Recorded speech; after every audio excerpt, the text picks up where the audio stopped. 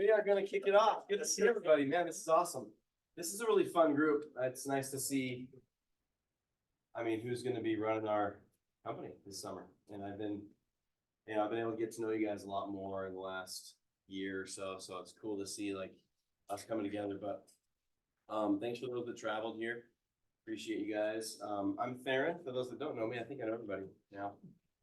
But yeah, so we're really excited about this. We're gonna have we're calling this our top producer training rather than our leadership training because I love that. That was Parker's addition, but I just think like that's the mentality we want out of this group, right? Is like when we come to these, the goal is to make reps, the reps that you are recruiting, that you're working with, to make them you.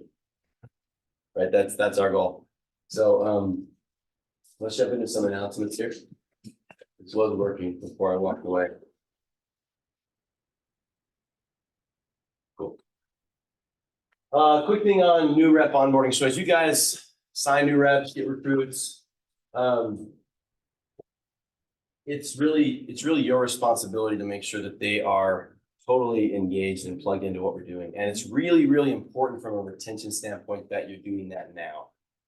In the past, you probably noticed a little bit of a shift in focus this year. Like we were really trying to engage all of our reps in the recruiting process, in the training process earlier. So we actually started in December talking directly to rookies, right? And in the past, if you remember your first year, it was probably like you didn't really hear from Point too much until the spring, like February, March. You're like, oh, I guess I better start thinking about the summer. So we're really trying to make a shift of let's get them involved. Just like this is the day they sign, they're an employee. They're part of our company. It's not a summer job. It's a year-round job. Is how we want them to look at it. So that means make sure they're on Slack. Make sure they are finishing all their onboarding for Gusto, for getting invited to the trainings. You should be giving a personal invite to every rep that's in your network to the sales trainings, and then follow up with them. Have some accountability with them about, hey, how did you join? Did you go on Zoom? Did you go to the office? How did it go? Tell me how the training, like, how did you feel about it? Anything you want to do more training on, like, just make sure that's a conversation now, and the reps that you're recruiting, they won't fall off in April and May, and you'll have a much better paycheck and a much better experience if those people can stay. As part of that, the travel bonuses that we help out to help get reps to the field, we're making that a little bit more of something that's got to be earned this year. We really want reps to feel like that's not just a freebie, but that's a little bit of a kickback for all the time they spent during the winter and the spring to get ready for the summer. And if they're coming to the trainings and they're getting all of their stuff set up, they got their badge photo turned in, and they know they're ready to roll, and they feel trained and ready to sell by April 1st, we're happy to give them a travel bonus to pay for their travel. But the problem is, in the past, we've seen too many people get that bonus, get to the field, and then fizzle out because they weren't ready, right? So that work happens now. So that's, to me, that's just all about stewardship, right? As a leader, you have a stewardship. The people that you bring, they're your responsibility to make sure that they succeed. Point's going to give you the resources, but ultimately you're their contact. You're the person they look to. So take that stewardship seriously, and you'll see a huge payoff in the summer. So, all right, just my little piece. Hope you enjoyed it. I don't usually talk about stuff like that, but I was feeling passionate today. All right, training schedule. We got on the off weeks, which is next week, we will be doing kind of our satellite trainings this year out in Rexburg under Cam's group, and then in Cedar City. Is that Parker running those? And Carter, and really Luke's gonna run Point. Awesome, Luke. Gavin will kind of support it. I see you, Luke. Luke's on Zoom. Awesome. So yeah, thanks guys. That's a lot of extra work by our leadership to put in basically twice as many trainings this year, but it's because we want every single rep, no matter where you are, to feel engaged and part of what we're doing. The next general sales rep training is gonna be Thursday, February 1st, right here. So, yeah, get your guys here. If they're not here, get them on Zoom or commit them to be at that satellite training. So either way. We have a really cool event coming up. These guys know about it. It's gonna be out in Driggs. We're gonna do, at the Jacob Borg airplane hangar. We're gonna do a sweet little event. So if you're up there, make sure you go check that out. We're gonna post a little bit more detail on it today, I think, but this is kind of a opportunity to get to know Jacob Borg. He's our co-founder with Gabe, and a lot of people, they get to know Gabe, but they don't really get to know Jacob as well. And he's fantastic. I told him yesterday on the phone, I'm like, man, we don't talk about you enough. You're a huge part of the culture of this business. And so this is a big opportunity to get to know Jacob. We will be recording that. So Yeah, we're gonna record it and then we actually are also gonna, we're gonna zoom it from there. So like the rest of the company can see that. We Yeah. rarely zoom stuff from Rexburg to like the rest of the company, but this one will be really awesome. And Jake is the founder of Point Pest Control, which ended up being a top 15 pest control company in the country. Like Jake is an amazing entrepreneur, and if you've met him, like you love him. He has such a fun energy and an amazing story. And so basically, like it's gonna start. We're gonna do food at like 7 o'clock at the hangar. It's in Driggs, which is like 45 minutes. Isn't it like 45 minutes outside of Rexburg? It's an amazing spot. He bought an airplane hangar that has like it will inspire you. It's a really, really cool big space with a bunch of cool cars, and it's gonna be a really fun setting. So Jake's gonna speak at 8. You can bring recruits. We want it to feel not just like Point exclusive, so it can turn into like a little bit of a recruiting activity, just a value build for anyone in Rexburg. It's Rexburg, so you shouldn't have a lot to do on a Tuesday night. So just head on down to Driggs, because we all know it's cold and you're just kind of parked in your apartment somewhere. yeah, And then the last thing in like true Jake fashion, but he hired a reggae band that's gonna play. Is that official? Yeah. He's like, I'm trying to get it back. Oh my gosh. That's why it's gonna turn into a little bit of a concert. It's gonna be a real racer. That is so Jake. Yeah. I think I sent him. I think it's the text for the quote that I was gonna put on Slack, but I was like, Yeah, he said. just expect an adventure. Anytime it's Jake, it's an adventure. Like, I don't know what, but I promise you it'll be fun. There will be large dead animals on the wall. There will be cars. There will be reggae music. Yeah. And then you'll learn how someone went from like, I mean, Jake, that business in the Northwest, if you knocked and spent time in the Northwest, like he went from, 15 years ago, he went from literally selling his own accounts, knocking doors. He was the only rep, like out there hustling, making it happen himself with a technician, to $40 million in sales, in revenue, recurring revenue. Like it was an absolute unbelievable success, and he was the brainchild. And so anyway, he's gonna tell his story. It's gonna be fun, and then we'll jam out to some music. It's gonna be, I mean, yeah, I'm thinking about going up there yeah, dude. myself. So like, if you want to make the trip, you don't have to live up there. Feel free to come up. We'll be posting the details. And then our recruiting goal for 2024, which I've never felt so confident about a recruiting goal before. We always kind of throw a number out there and I'm like, yeah, right, Parker. But we're on pace for 200. It's not high in the sky at all. Like the way you guys are recruiting right now, it's awesome. So we need everybody in this room to be part of that to hit it though. Like we need you to take that challenge seriously. And I was talking to Seth the other night, like recruiting, talk to these guys that are doing it at a high level. It's not hard to recruit. Just talk to the people that you like and tell them you want to work with them. I would love to work with you. And they're like, then they start asking you about what you're talking about, right? Oh, what do you do? Yeah, man, that's awesome. Like all of our roommates, we could go live together this summer. You guys, it'd be awesome to hang out all summer. Like, you should come check this out. And then they get interested in that and they start asking you questions. You don't have to be pushy. You just have to show interest in somebody and they'll follow up.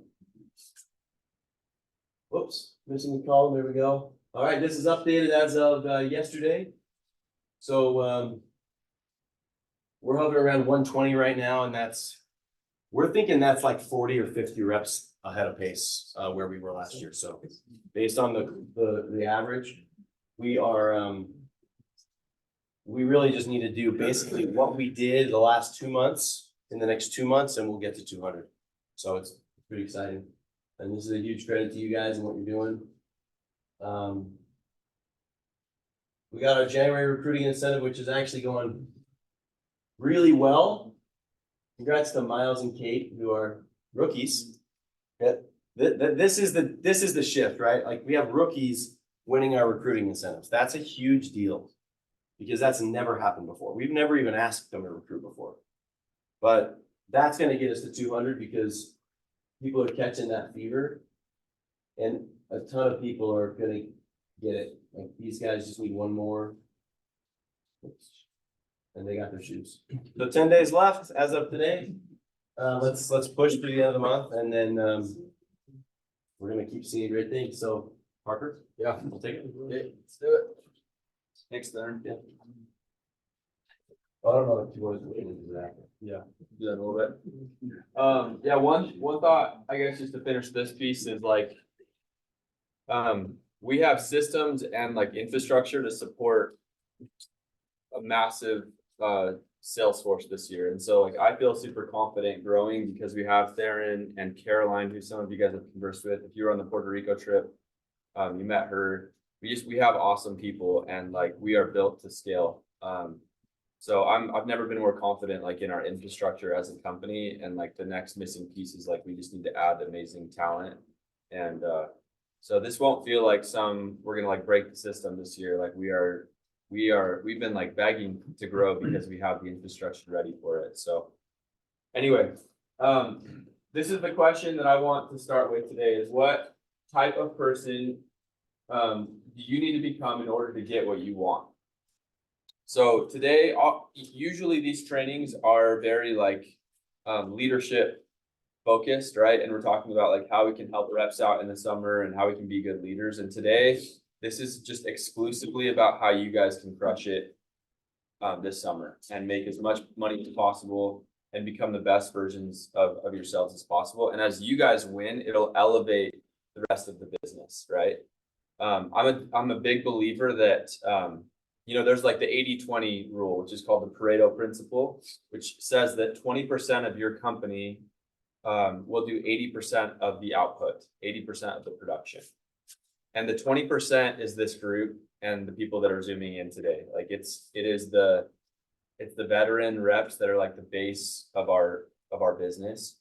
But what's awesome is like, if that 20% elevates and does a bigger 80%, then the rookies will follow and your reps will follow. And so the business just will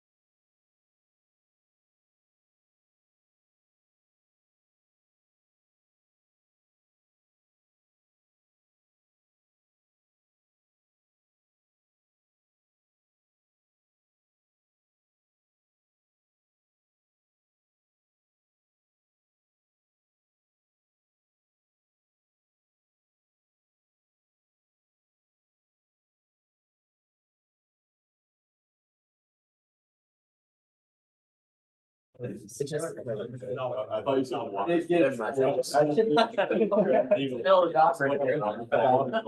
just say. Okay, we're back. Here we go. Okay, so that's the question that I want to start with today is like, who is the type of person that goes and makes six figures, right? So setting a goal is one thing, but I'm a big believer that inputs equal outputs, right? And you can't outperform your level of development.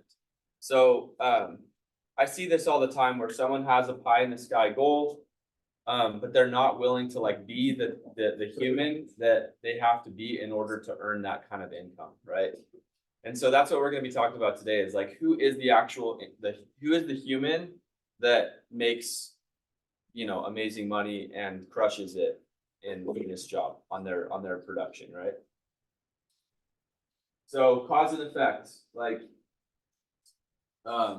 I simply believe that success is a formula, like A plus B equals C, and you have a lot of control over, what you put into it, the inputs that you put into it. I genuinely believe like will equal the outputs. A lot of times we want to buy into this like victim mindset that like, oh, I'm climbing a mountain that's bigger than other people. Maybe someone else is just like, maybe that equation is just like easier for them, but I genuinely believe this is the equation, is that it's just cause and effect. What you put into something is what you get out of it. Okay. So, this is what we're going to be talking about today is these 3 A's. And these will look and sound really familiar to you because they have a really similar feel to what we usually talk about, which is the 3 pillars to win in this job, which is work ethic, mental toughness, and then the skill set, right? I've switched it up just so it feels a little bit different today and it has a little bit of a different flavor. And so I'm using these 3 A's and I really like this. And this is kind of the framework that we're going to roll with today. So I hope that this presentation like feels very tailored to you and that at the end of this presentation, like driving home today, you're able to literally think and like diagnose, like, where can I level up? Like, is it my attitude? Could I have worked harder last summer? Or do I just have some deficiencies with like my pitch and like, do I need to level up and figure something out there? And we're going to dive into all 3 of those today and figure out like, where is it? Where is that extra 50K or 100K in revenue that I missed out on last year? And it's somewhere because like, I believe this isn't like a fixed thing, right? Like if you did X amount last year, you have the opportunity to improve, everyone. And it's somewhere in one of these 3 A's. It's somewhere in your attitude. It's somewhere in your activity, which is your work ethic. And then it's somewhere in your aptitude, your competence, and your skills that you have. Okay, so those 3 things are what we're going to be talking about today. And we're going to start with attitude. So there's this, this is from the scriptures, but the quote is, where there's no vision, the people perish. So why is that? Why do people perish when there's no vision to start with? Why is vision so important for an individual or for a group of people to thrive and to have success? Yeah, right. It's hard to work towards something if you don't have something you're working towards. Yeah. Like it's hard to put it like hard work if you don't know what you want to accomplish at the end. So you gotta have like a vision of what the end's gonna look like once you're done. Love it. Cool. I love that. Yeah, like I think of like a race, and if someone just said like, yeah, start running, but I didn't know how long I was gonna run to or like what is at the finish line, then I wouldn't be super motivated to go run a marathon or something, right? Donnie? A lot of the time, if you don't have like the specific goal you're going towards, the path you take just looks like this winding path that doesn't really go anywhere. Yeah. So you can think you're moving forward, but you're not actually moving towards anything in particular. Yeah. I love that. That's why I wanted to start with attitude before activity. Is like the activity means something when you start with a vision and with the right attitude, right? So maybe one more thought just on this. Yeah. I think with a vision, like obviously there's the goal, right? But it also includes like the steps to get there. Yeah. And I think it's really easy to like lead a team and say, hey, we're going to sell $2 million, $3 million worth of pest control this year, but not breaking down like, okay, this is what we need to do monthly. This is what we need to do weekly. Like each individual, like we need to be stepping up and helping them get to that point. So that goal is met because the vision was realized through smaller steps. Love that. Cool. So yeah, step one that I want you guys to think about is just like, what is my vision? Do I have a clear vision for like what I'm trying to do this summer, right? This year in my life, like what is my actual vision? So, I'm going to try my hardest this year to help you guys find your vision, because sometimes when I was like, I look back and when I was 21 or 23 or however old you guys are, my vision has only gotten bigger, and that will happen in your guys' life. I promise you. Is like if you do life right, your vision doesn't get smaller as you get older. It gets bigger and bigger. And a lot of people ask me, like, when you were having your best years on the doors, like, what changed? And honestly, if I had to just say one thing, it was just that my vision increased. And so my level of activity just followed that. I was willing to have more activity and do more and work harder because my vision had increased. Okay. So I've got a book that I've purchased for all veterans in our company, and it's called The Morning Playbook. And it's in this box, and I'm going to hand them out real quick, and we're going to do an activity that I want to introduce to you guys. You don't have to do this. This isn't like mandatory to be a part of our company this year. It's just something that I've been like praying over and pondering, like, how can I help? How can I go help my veterans on average this year across our company make 6 figures? And I believe it all starts with your identity, right? I love this idea that things like this world was created first spiritually and then physically, right? And your goals are the same. Like if you don't create a summer spiritually and then you just show up physically, I just imagine that being like hell, like similar to just running without knowing like where am I going? Like knocking doors and getting told no all day long is terrible. Like with no vision and no reason for doing it, like it's like it would be like weightlifting without like getting the reward of like seeing gains and like making progress, right? It's just like no one would do it. So I'm gonna hand these out and I want to just show them to you real quick. Have someone, Tanner, we can help me hand these out. Tanner's half a person. So I have a friend that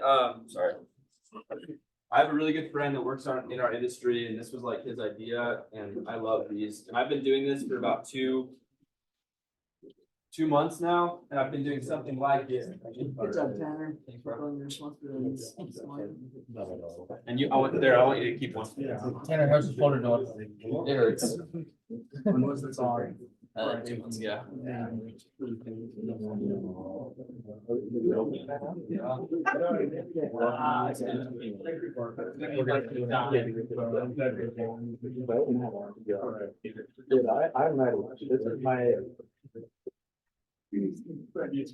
Okay, yeah, open those up. Yeah, I literally wanted to buy one of these, but. Before, dude. Dude, this packaging is nice. Yeah, it's cool.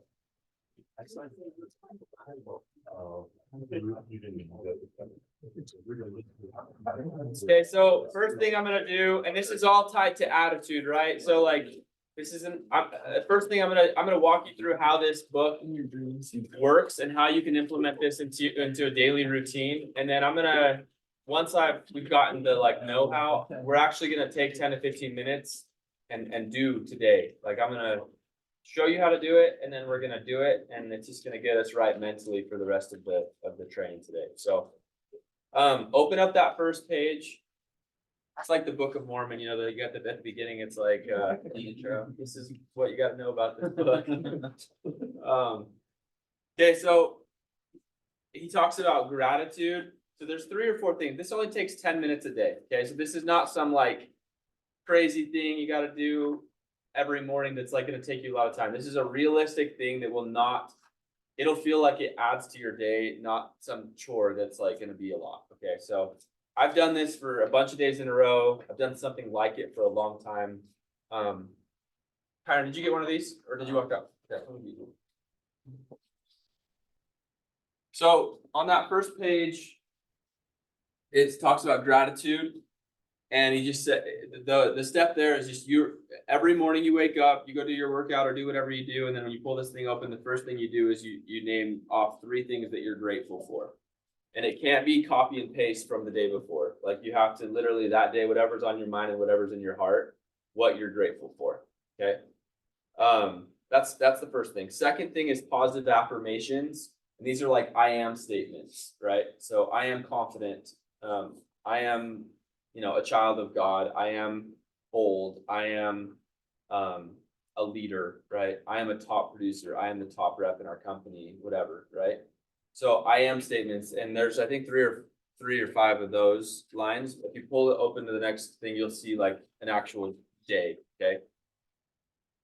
Then your next move is he calls it the top 10. And actually, this is something that's like a Stephen Covey principle. Stephen Covey's like one of the best business minds. He wrote 7 Habits of Highly Successful People. And this is the idea here, the practice here is that you write every day, again, not copy and paste from yesterday, what is on your mind and what is in your heart when it comes to the 10 biggest opportunities in your life, / goals that you have, right? For the next 12 months.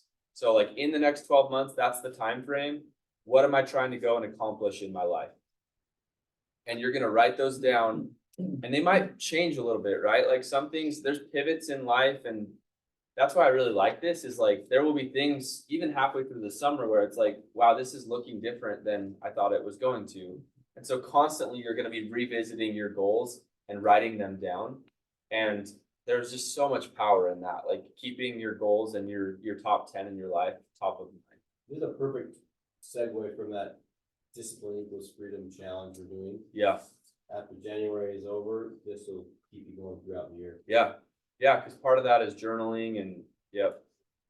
Okay. So there's that. And then the next on the right hand side there, you can see a to-do list. So that's going to be like, kind of your things that you want to go and accomplish that day to have a productive day. And then on the next thing, I think on this right side, it says notes and a journal entry spot. So that's where you can, at the end of the day or beginning, you can write down just some thoughts that are on your mind. They're like just some things that are happening that day that you might want to remember, or like, I like to use it as an accountability thing when my day's over.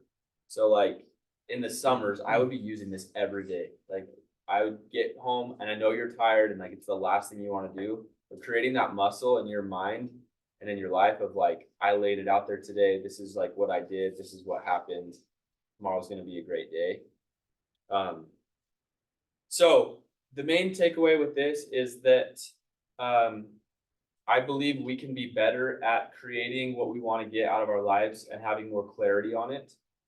And I believe that a lot of times, like because it's January, some of you guys have probably set goals for this year.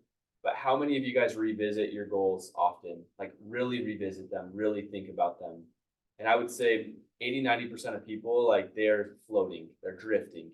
And I have caught myself doing that a lot with this job in the summer, where the days get monotonous and they stack up and you start to feel like you're just like going through the motions. And I want to do our best as a sales force this year to avoid that.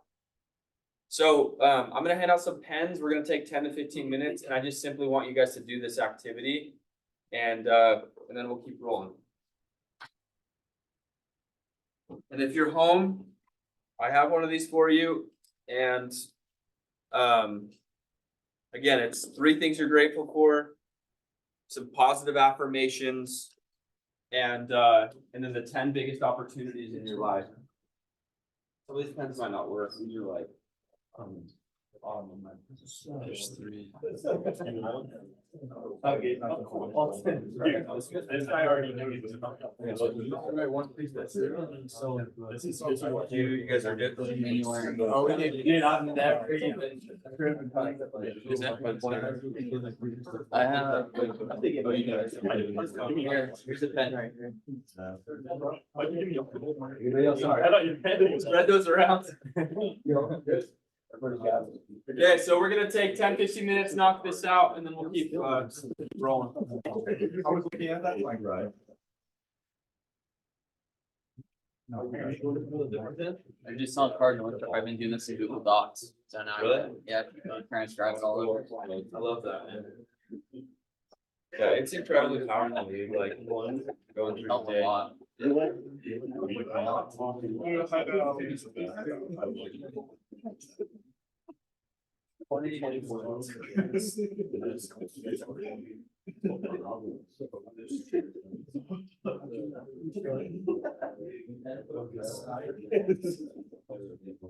Parker leaving?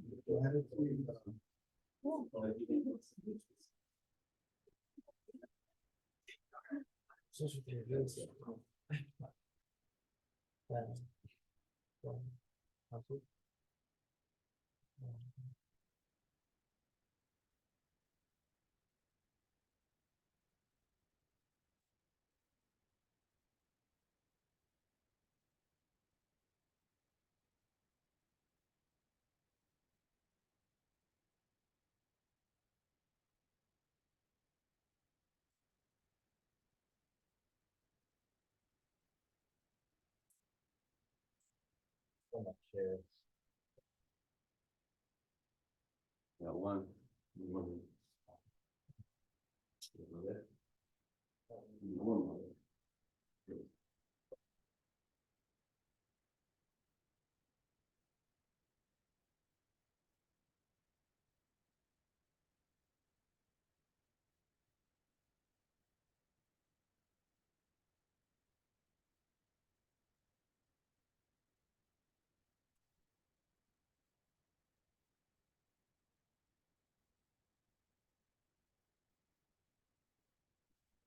One last thought I had, as you guys can keep rolling, but like, Gabe teaches the 4 Fs, faith, family, fitness, and finances, and I like to use that framework as I'm doing my top 10. So I'm a well-balanced, individual, like.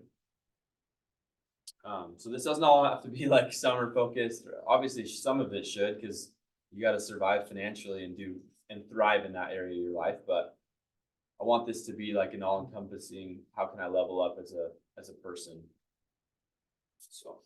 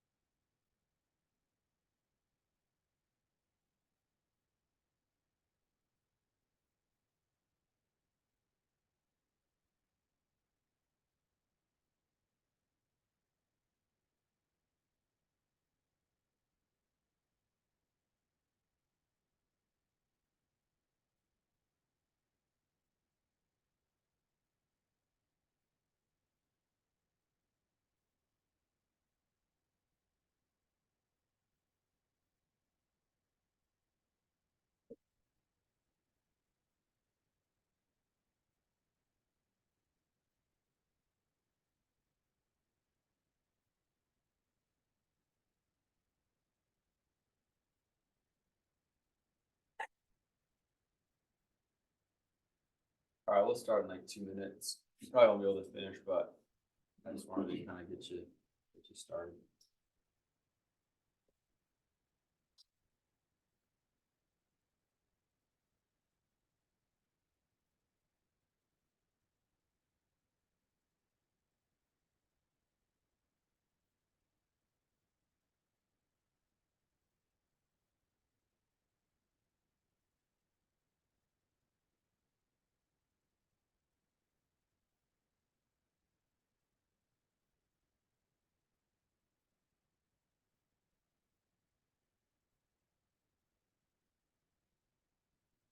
Okay, let's do it. We'll keep rolling. Yeah, I invite you guys to finish that and do that daily. Like it's been a huge blessing in my life, and I guess my question is like how do you guys see something like this, doing this daily, help you in your lives? Like from your vantage point. What do you think? Yeah, like a reminder, keep it fresh. Love that. What else? Emily? It helps us live purposefully and really improve every day, because every day is an opportunity to get better. Yeah. A lot of times we just don't take advantage of it or don't take the time to reflect. Yes. I love that. Living intentionally, like that's the whole goal is, you know, every day before I leave my house, like I have things that are on my heart and in my mind that are important to me. And I'm going and attacking those things like just day in and day out. And that is how greatness is achieved, right? Like it's the small and simple things day in and day out. But so the main message here is like, let's stop floating. Let's start living intentionally. Let's start like spiritually creating what we want in the next 12 months of our lives so that it's written and on our mind and on our hearts. And then it'll, you know, the next step is easier. It actually will make it easier, which is what I wanted, you know, now transition into. So there's this other book called Principles by Ray Dalio that I've been reading that's like really, really amazing as well. And one of the things, the frameworks he talks about in this book is he says there's 5 steps to success, like in anything in life. And he said this is how they go in order. Like if you want to accomplish something, first of all, you have to do what we just did, which is set goals and get clear on like what I want to go and accomplish, right? The second thing that's just inevitable is that problems will come. And I actually I love that he has this in this order, because like if you've done this job or if you've done anything in your life that you're like, it's kind of, you know, something that you're trying to like it's hard, problems are inevitable and they usually come really fast, right? Like a fighter can prepare, set goals, and then he goes and gets in the ring, and usually they get hit like right away, right? And it's like, holy crap, that like now I'm in the game and I got punched in the face, and like this is not as easy as I thought it was maybe gonna be, right? Sports team, like they prepare all off season, they set goals and do all these things, and then so often like the season starts, game 1, within a couple plays, the other team scores a touchdown, and it's like, man, coach we didn't draw that up mentally, right? Emotionally, like we've done all these X's and O's and we've planned on all these things, but like emotionally, I don't know that we were ready to like just get scored on and be like in a hole already. Like the season just started. And that's this job. Like we do all these things, we do all these trainings, then we hit the summer and we hit the doors, and day 1, like literally day 1, all the time, it's like, dang it, like I was not like, maybe it was just me trying to be like overly optimistic or a little bit naive, but like I didn't expect for there to be other companies like this early, or like man, there's no soliciting neighborhood, like this looked amazing on a map, but in reality, like people are kind of rude in here, right? Like I've just found that with this job is that you carve it out spiritually, you do this practice, which I think is step number 1, 100%. But then when you get there and life starts and you want to do something meaningful, like make 100 grand in a summer, which is like life changing, which I believe you can do, it's just not going to be easy. Like you are going to interact with a lot of problems. And so that's step number 2, is that like you have to realize, all of you guys this summer going into it, that there will be problems. Like day 1, there will be problems, and I'm sorry, but it's just how it's going to be, you know? So then he says, okay, well, there's a problem, what do I do? So step one from there is to diagnose, like, what do I, you know, how do I go and solve this problem, right? And that's where you lean on your leaders, you lean on each other, you lean on your history, you lean on positive affirmations and being grateful. Like, that's why I love that we're starting with that, and then we interact with the problems. So now I've got some like deposits in the bank to help me face the problems, right? Because the problems are going to come, but if I have a grateful mind and it's just like absorbed in gratitude and in positive, confident affirmations, then I can deal with the problems. Like, I can handle them, right? But if I'm running on empty and then the problems come, I will break and I will fold and I'll be on the curb or I'll be in my car and I'll be, you know, I won't do this at a high level, right? So next step is design. Okay, so what is the path forward? I diagnosed it, I figured out what my problem is, I recognized it. Now I'm gonna design a path forward, and then I'm gonna go and do. And now I think number 5 is super important, like being a doer and just being willing to go and figure it out, right? So I love these 5 steps. The main message I wanted to share on this slide is just that problems will come, right? So what are those problems? Like this summer, and I know all of you guys have sold, so like, what are the problems we're gonna go and deal with this summer? There's gonna be competition. Yeah, it's gonna be hot. Like, we're on the East Coast and in the South now, so get your shorts on and you're gonna be sweating. Like, it doesn't matter what market you're in. We're not in Oregon anymore where it's 80 degrees, like, right? So it'll be hot. What else? What other Emotional, problems? mental, physical. Yeah, physically just like the grind of every day. Garrett? The environment's not gonna be the most positive all the time. Yeah. Sometimes you'll even have people on the team that are like negative, like, and you don't draw that up in your mind when you're going out there. Almost like when I went on my mission, I just thought every other missionary was gonna be like so stoked to be there and like so positive. And I got there and I was like, dude, these guys are not even, they don't even want to be here, you know? So that will be the case sometimes, hopefully not so much with us, because we are trying to, you know, mentally prepare people with these types of trainings. But yes, like, sometimes you're not in a super positive environment and you have to be the one to pull everyone else out of the muck, you know? What else? Dog bites, like, that's not something you mentally prepare for, right? But you have to. Ticks. You're in the woods. Cam got a tick bite and he had to wear a freaking hazmat suit on the doors. I bet you didn't draw that up in your morning journal that day or that summer. What else? Maybe a couple more, just like Cops call. yeah, cops, no soliciting, freaking Karens, People that yell at you. yeah, Permits. permit problems, Challenges at home. yeah, such a good one, dude. Like, such a good one. You know, if you have a spouse, like, you get in a fight that morning and it's like, dude, I wasn't ready for this. Like, I gotta go sell 4 now today and my wife hates me today. Like,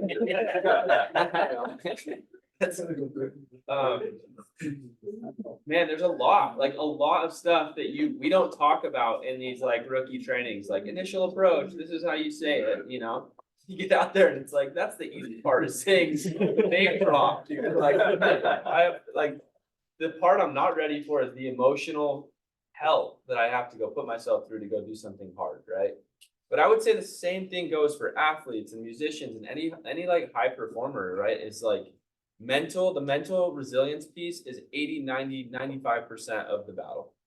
Like, straight up. The people that can handle problems emotionally and move through them throughout their life, like, they're the ones that win and do this at a really high level. So so the question I have is like, you know, this morning routine, we do this, you set goals, you get gratitude, like, how does that help you go and solve problems? Like, how are we structuring this? You know, how could you see that this could help you in your guys' summers and in your lives? Yeah, Adam and Don. I feel like for me, doing hard things like this prepares me to do even harder things in the future. Like, you were talking about like the weather earlier. Like, I served in Vegas in my mission, so it was like 120. We were biking up like the super steep hills. Yeah. So to me, like, doing like, doing sales in like 100-degree weather doesn't really matter too much to me. Yeah. What matters is like getting out there and doing that, so. Yeah. That's cool. So you're able to pull from your, which I think is an amazing mental practice. Like if we're talking about how-tos and like awesome strategies, is pulling from history. Like Adam served his mission in a way hot spot. So he gets dropped in a market and he's like there's part of you that's like, I've been here before. Like it's like evolutionary. There's something in us where it's like, I've survived this. Like I can survive this again. So you can tell that little voice in your head that's like, dude, you gotta get me out of this thing. Like it's 120 degrees. You're not supposed to be doing this. You can tell yourself, I've survived this before, easy. Like I can do this again, you know? So sometimes that's an amazing strategy to go and lean on. Donnie. I think a lot of the time when you have problems, it's easy to dwell on them and just sit there and like, oh, I have this problem, this problem, this problem. But if you're forced to look at gratitudes every morning, Yeah. you're resetting yourself at like, okay, I'm not looking at the problems, I'm looking at what I have. Yeah. What I'm grateful for, so that you can just stop focusing on those things. Yep. Because the things that we focus on grow. Yeah. So if you focus on the problems, you're gonna have more problems. Yes. I love that. Yeah. Like if you have nothing on the stage or nothing in your mind, then a problem comes and you have no choice but to go negative. Like that emotional bank account has to go negative. It has to drop beneath zero, which is a dangerous place to be when your job is to like go and emotionally transfer energy to other people all day and try to get them signed up for something. It's basically impossible. Like, you know, and we've all seen that with ourselves. We've all seen that with other first year reps is like, they're struggling with their mindset. And so and then they try to go out on the doors and sell some people on something. And it's just impossible, man. Like, Dinning and then Carter.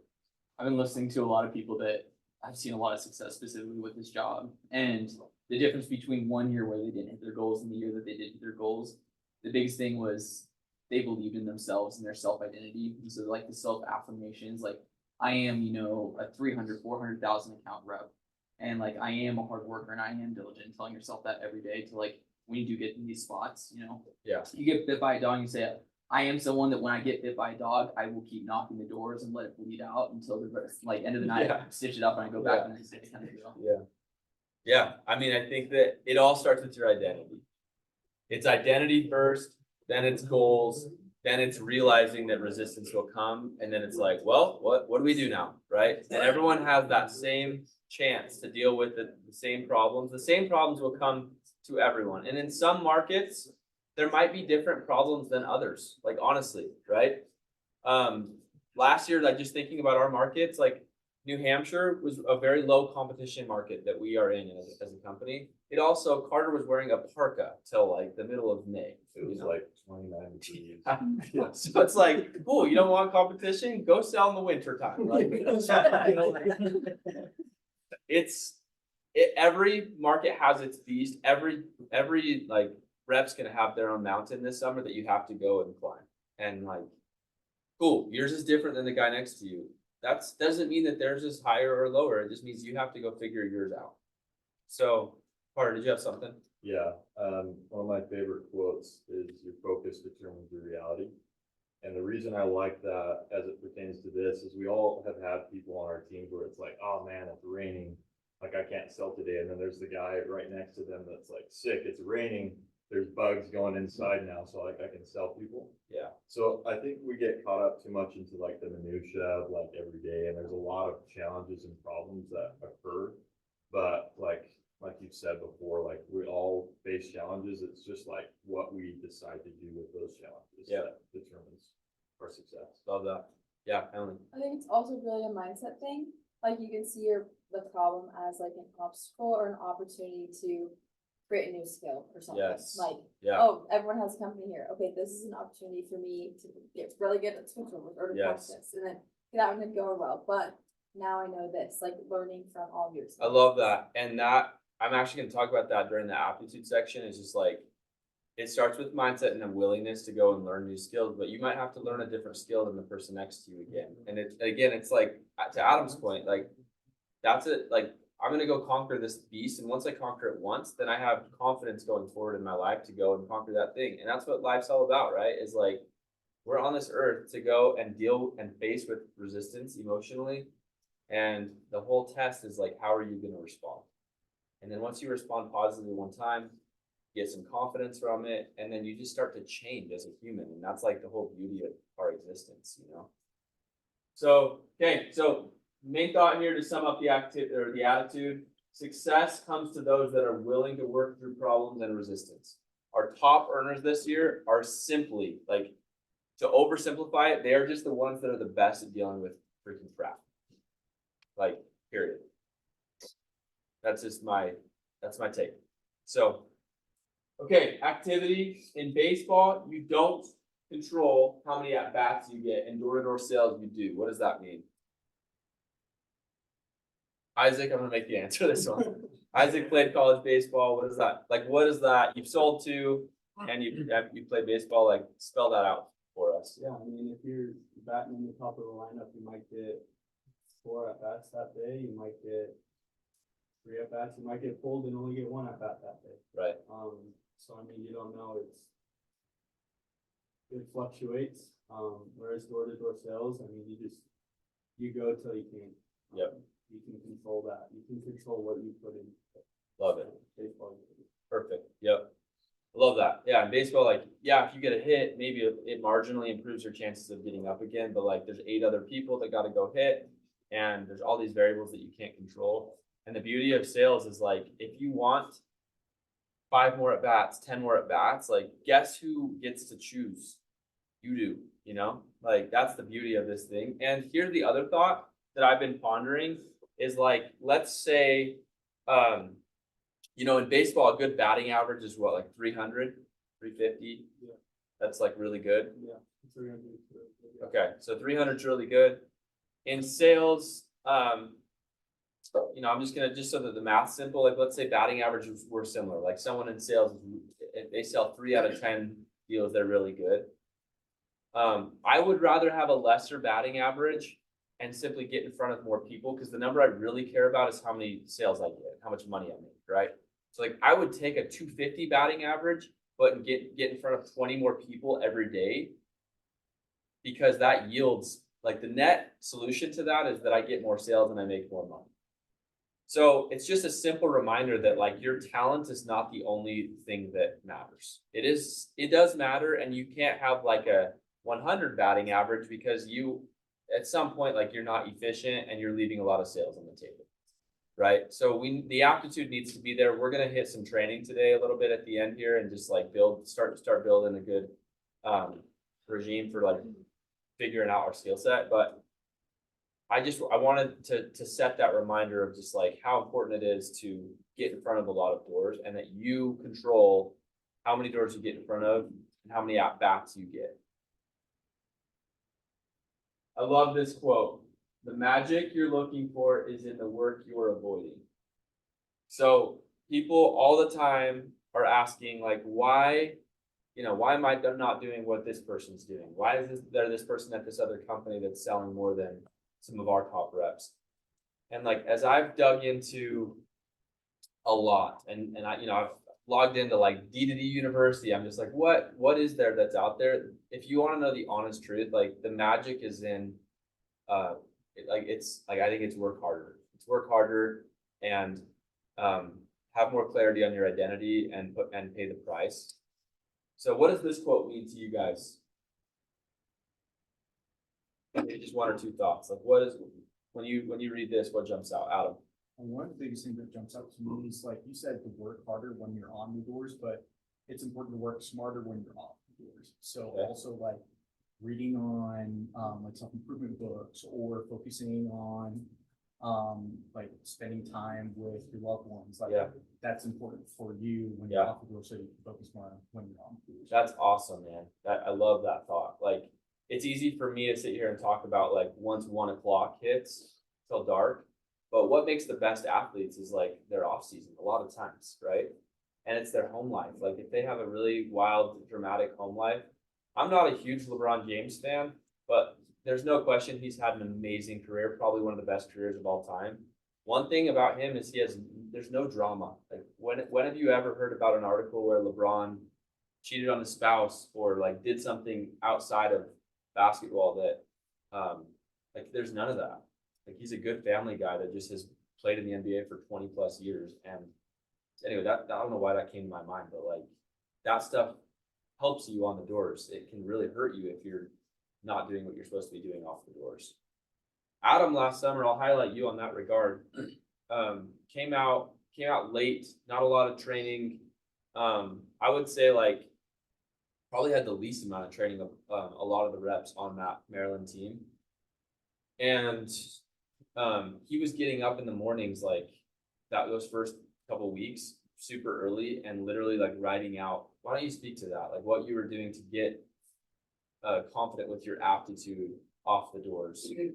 So in the morning, in the morning, I would just wake up and I'd obviously record a lot of stuff, send that to Cameron, and come back to me with feedback, and so I just use that feedback and practice over and over and over again, just in front of the mirror and, what I can do. Yeah, and you were getting up at what time? Like you were like getting after it off the doors. Probably like 6 or 7. Yeah, like consistently. And I knew that because there were like other people that were like in your housing that were like, dude, Adam's like up an hour or two before everyone else, like putting in work. And yeah, like Adam was not quite as trained, maybe had some like blind spots and stuff, but like, dude, we're outworked people and figured it out off the doors. And so the magic happened because he didn't avoid what it took, Yeah. I think also just speaking to that quote is everyone wants like the easy solution. Like there must be something new. There must Yeah. be like even like if you look in health too, everyone wants like a magic pill that will like fix everything. Yeah. When really it's just like sleep is what is really important. And like in this, it's just like working hard. Yeah. It's just the thing that you don't want to do that requires effort. Falling in love with the boring things are what make people really, really great. Like I totally agree with that. Like you listen to podcasts on health and stuff, and everyone wants to talk about like all these new benefits. Like, and there's obviously some mental and health things with like cold plunging and stuff and all that. Like I'm all in on that. But I do believe like the real answers to live a healthy life are the boring things, right?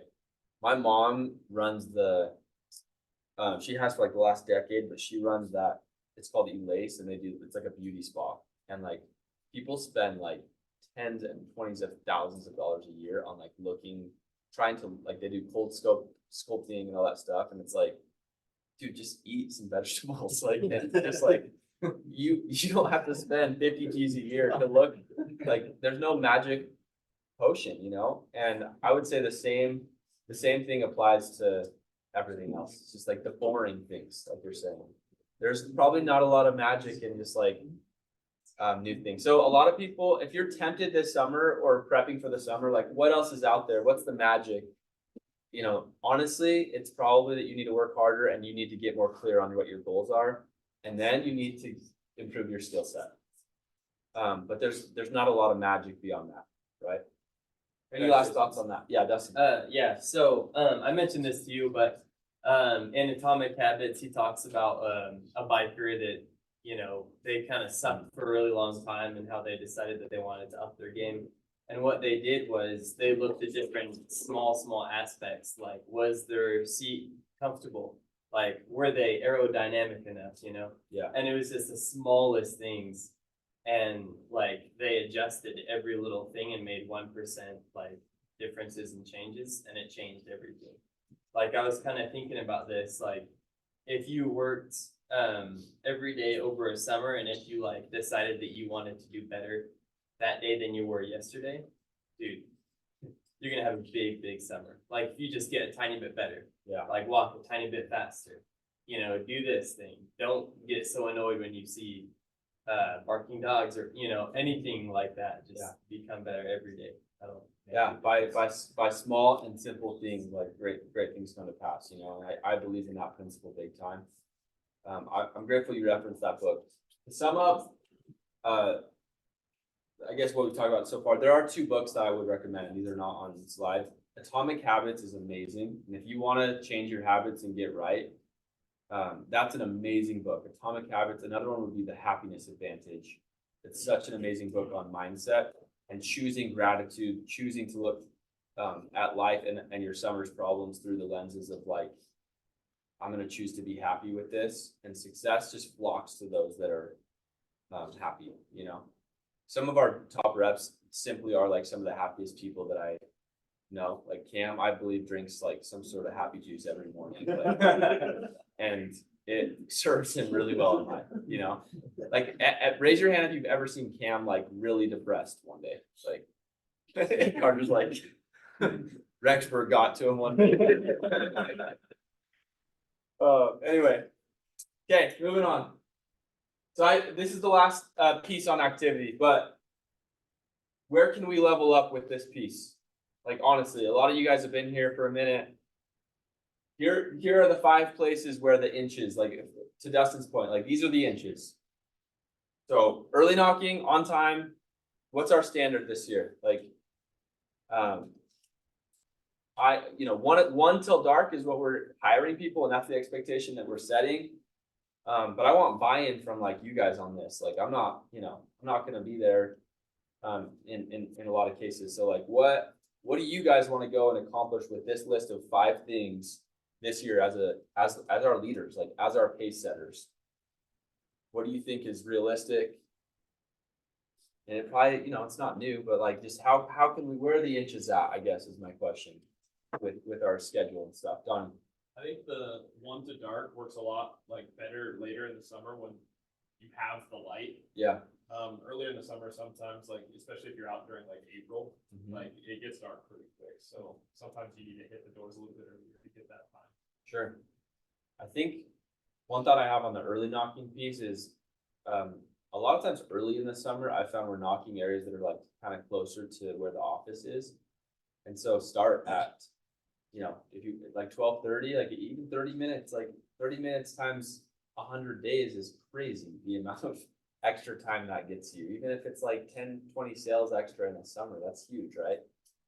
So yeah, okay, so maybe I think one thought I just have is like, let's not just be creatures of like, I'm gonna do the least amount of work possible this summer. Like, if you can get out early in a day, like go build that muscle and go get on the doors before 1. Like, be the Kobe Bryant that's like showing up before and leaving late, Yeah. I've seen kind of a cultural shift, at least with the teams I've been on, with like breaks and lunches, and like it starts turning into like, oh, let's take a bathroom break for 15 minutes, and then like throughout the summer, it's like, oh, let's grab lunch at Wendy's and like sit down for like 30 minutes. Yeah. And then you got to drop everybody off if you're the car group driver. But the best summer I ever had was I ate my lunch before I went to area, and then I left my car and I didn't see my car until like 9:30 that night. Love that. And like that was the most efficient and best selling summer I had. So that's kind of my goal, to just go find a porta potty or ask someone to use their bathroom. I'm not picking you up. Like, love it. I think that's totally spot on. I'll to piggyback off Tanner's comment, the reason why we start at 1 o'clock and not 10 o'clock is because we don't have this thing built in our schedule where we want these like built-in breaks. Like, and that might make us sound like we're trying to drive people to like kill themselves, but like Active, and there's some companies that start at 10 or they start at 9, 10 every day, but they have a built-in break. You're not going to see that like in our schedule. That's not something that we're like encouraging. What we've always encouraged when I had my best summers as well, like we had those clipboards are not like modern and cool, right? But they can fit food in them. And like, that's why I like them, is like, if I'm a rookie and I'm getting dropped off, like I want a place to be able to put some food. Cause like, I'd like to, like a bio break I think is good, but a bio break for us has turned into this thing where it's like everyone scoops each other up and it takes an hour. Like, and it might take 30 minutes for one rookie, but for the leaders, it takes an hour. And an hour times 100 is disgusting amount of time in the summer, right? So we're missing on the inches there, in my opinion. So 1 to dark means like, dude, if you have, someone that's sick or really needs you, like you should go get them. Don't like abandon people. Be sensitive and careful with our girl reps. Like, I don't want to leave girl reps on an island somewhere. Like, we need to be supportive, but I'm like, when you drop someone off, the mindset is like, see it dark, right? Like, I'm in the office. So that's a thought that I have. Carter. I feel like the late knocking is a struggle for me. Yeah. Just my first 2 summers, I know I've definitely hesitated like knocking a door, even if it's like sunset. Yeah. and I'm just like, no one wants to talk. Yeah. So I think that's a shift that we need to change is like, once it gets dark, like, even if it's 9, people aren't asleep yet, Yeah. like, they're still awake. There's Yes. still bugs. Yeah, like I go to bed earlier than like most people I know. And like, I'm never in bed before like 10 o'clock. Right? Like a lot of people are up to 11, 12 o'clock, like, and you know, like use common sense. Like if the lights are on and it looks like they might have kids at home, like knock the door. You don't have to ring it, but like you can knock fresh doors till 8:30, 9 p.m. And yes, like 1 out of 10 people might be frustrated with that, but like, okay, 1 out of 10 people are frustrated anyway, you know? One last thought I have on that before I call on Rye is like, we need to establish a culture in our company of watch my feet, not my lips. And I know for a fact that in correlation meetings, you managers are saying, knock late, knock late. But some of you are not knocking late yourselves. So if I'm a rookie and I see every day my manager say, please knock late, and you've never gotten a freaking sale past 8 o'clock as the manager, I'm not dumb as a rookie. Like, you know, you're not knocking late, bro. Like, you sell 4 every day and you've never gotten a sale after 8 p.m. Like, you're not knocking late. Like, so we need, like, my freaking dying wish would be that we have a culture this year of watch my feet, not my lips. And say it still, but like then do it. And guess what? Financially for you guys, what that will mean is a double dip. Because now you sell a ton more in the summer, but guess who else does? Your rookies. And guess who gets an override on rookies if you recruit them? You. So you get paid twice on one good decision, right? So that's a compounding good decision that like you will get paid twice on, and I invite you to take that piece seriously. Aaron? I agree 100%. I think the big part of this working too is I think all the leaders have to be bought in. Yeah. For sure, because if one person breaks and starts picking up reps that are in their 100%.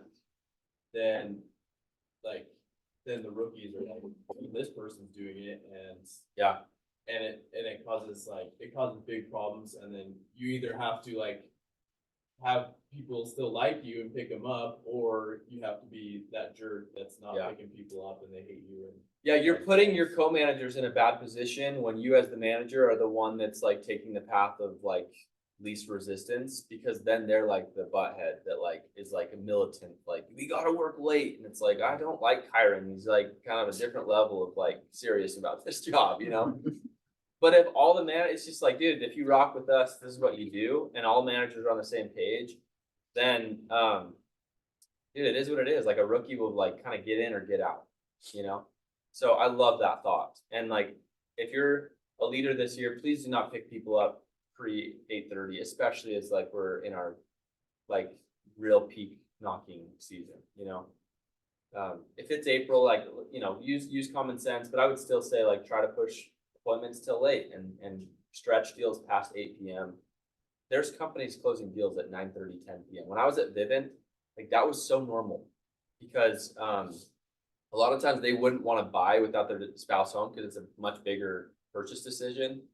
And so like we would set appointments till 9 p.m. all the time because I was like, if I don't get them at 9 p.m., I don't get them. Like I don't get this sale. And so I was in homes at 10:30 p.m. closing sales like all the time.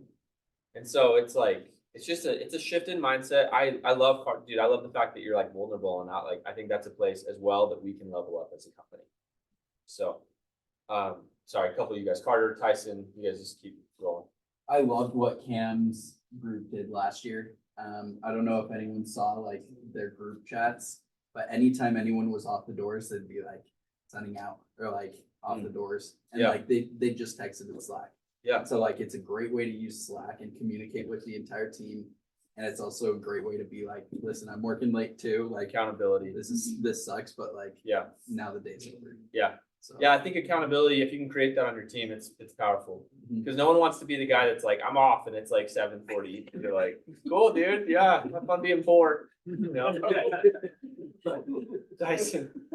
So I was kind of bouncing off what was said, earlier, but, I guess my question is, what do you kind of do if it starts to go that way, where people kind of, a rep or two are starting to get off early? Yeah, Like, I mean, in management, I'm sure we're all gonna try to do the best we can, but. Yeah.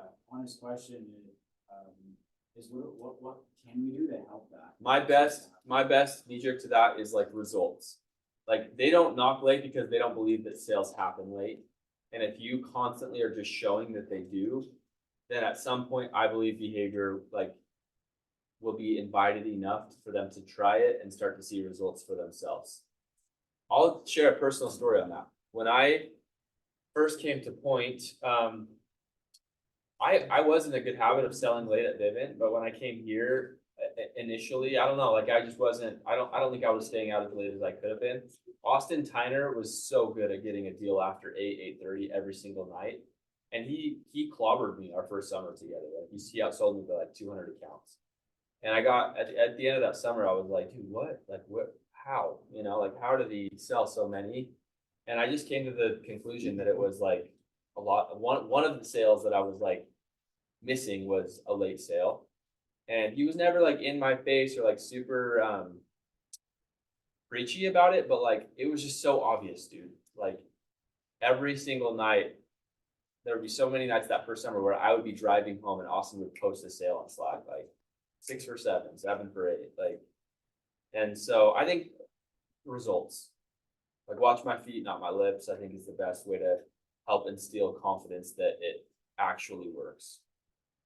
Because yeah, you can preach, but then you will feel like you'll feel militant. And there's got to be a little bit of that, but it can't be all that, right? It's another story about Austin.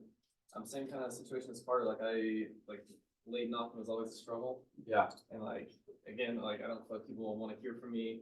8 o'clock, I go to bed. yeah. Austin was knocking me one night. I had 2 already in the day. I was like, I feel pretty good. Like he's pretty solid. And then it hit 8 o'clock. I was expecting like him to be like, hey, let's go. And then he's like kept pushing. He's like, hey, go knock that one. Go knock that one. Ended up getting 2 more sales that night, like past 8 o'clock. This last summer, just because he was like, hey, just keep going, just keep going, just keep going. Talk to these guys, Yeah, and it's like it's different, like because instead of making $400, I ended up making like $800. huge. And 400 times 100, like Oh, dude, that's exactly. crazy. It's like Yeah. the difference between the elite and then the so-so is that sometimes you go knock just a little bit later. That extra couple doors can Yeah. be a huge difference. I love that.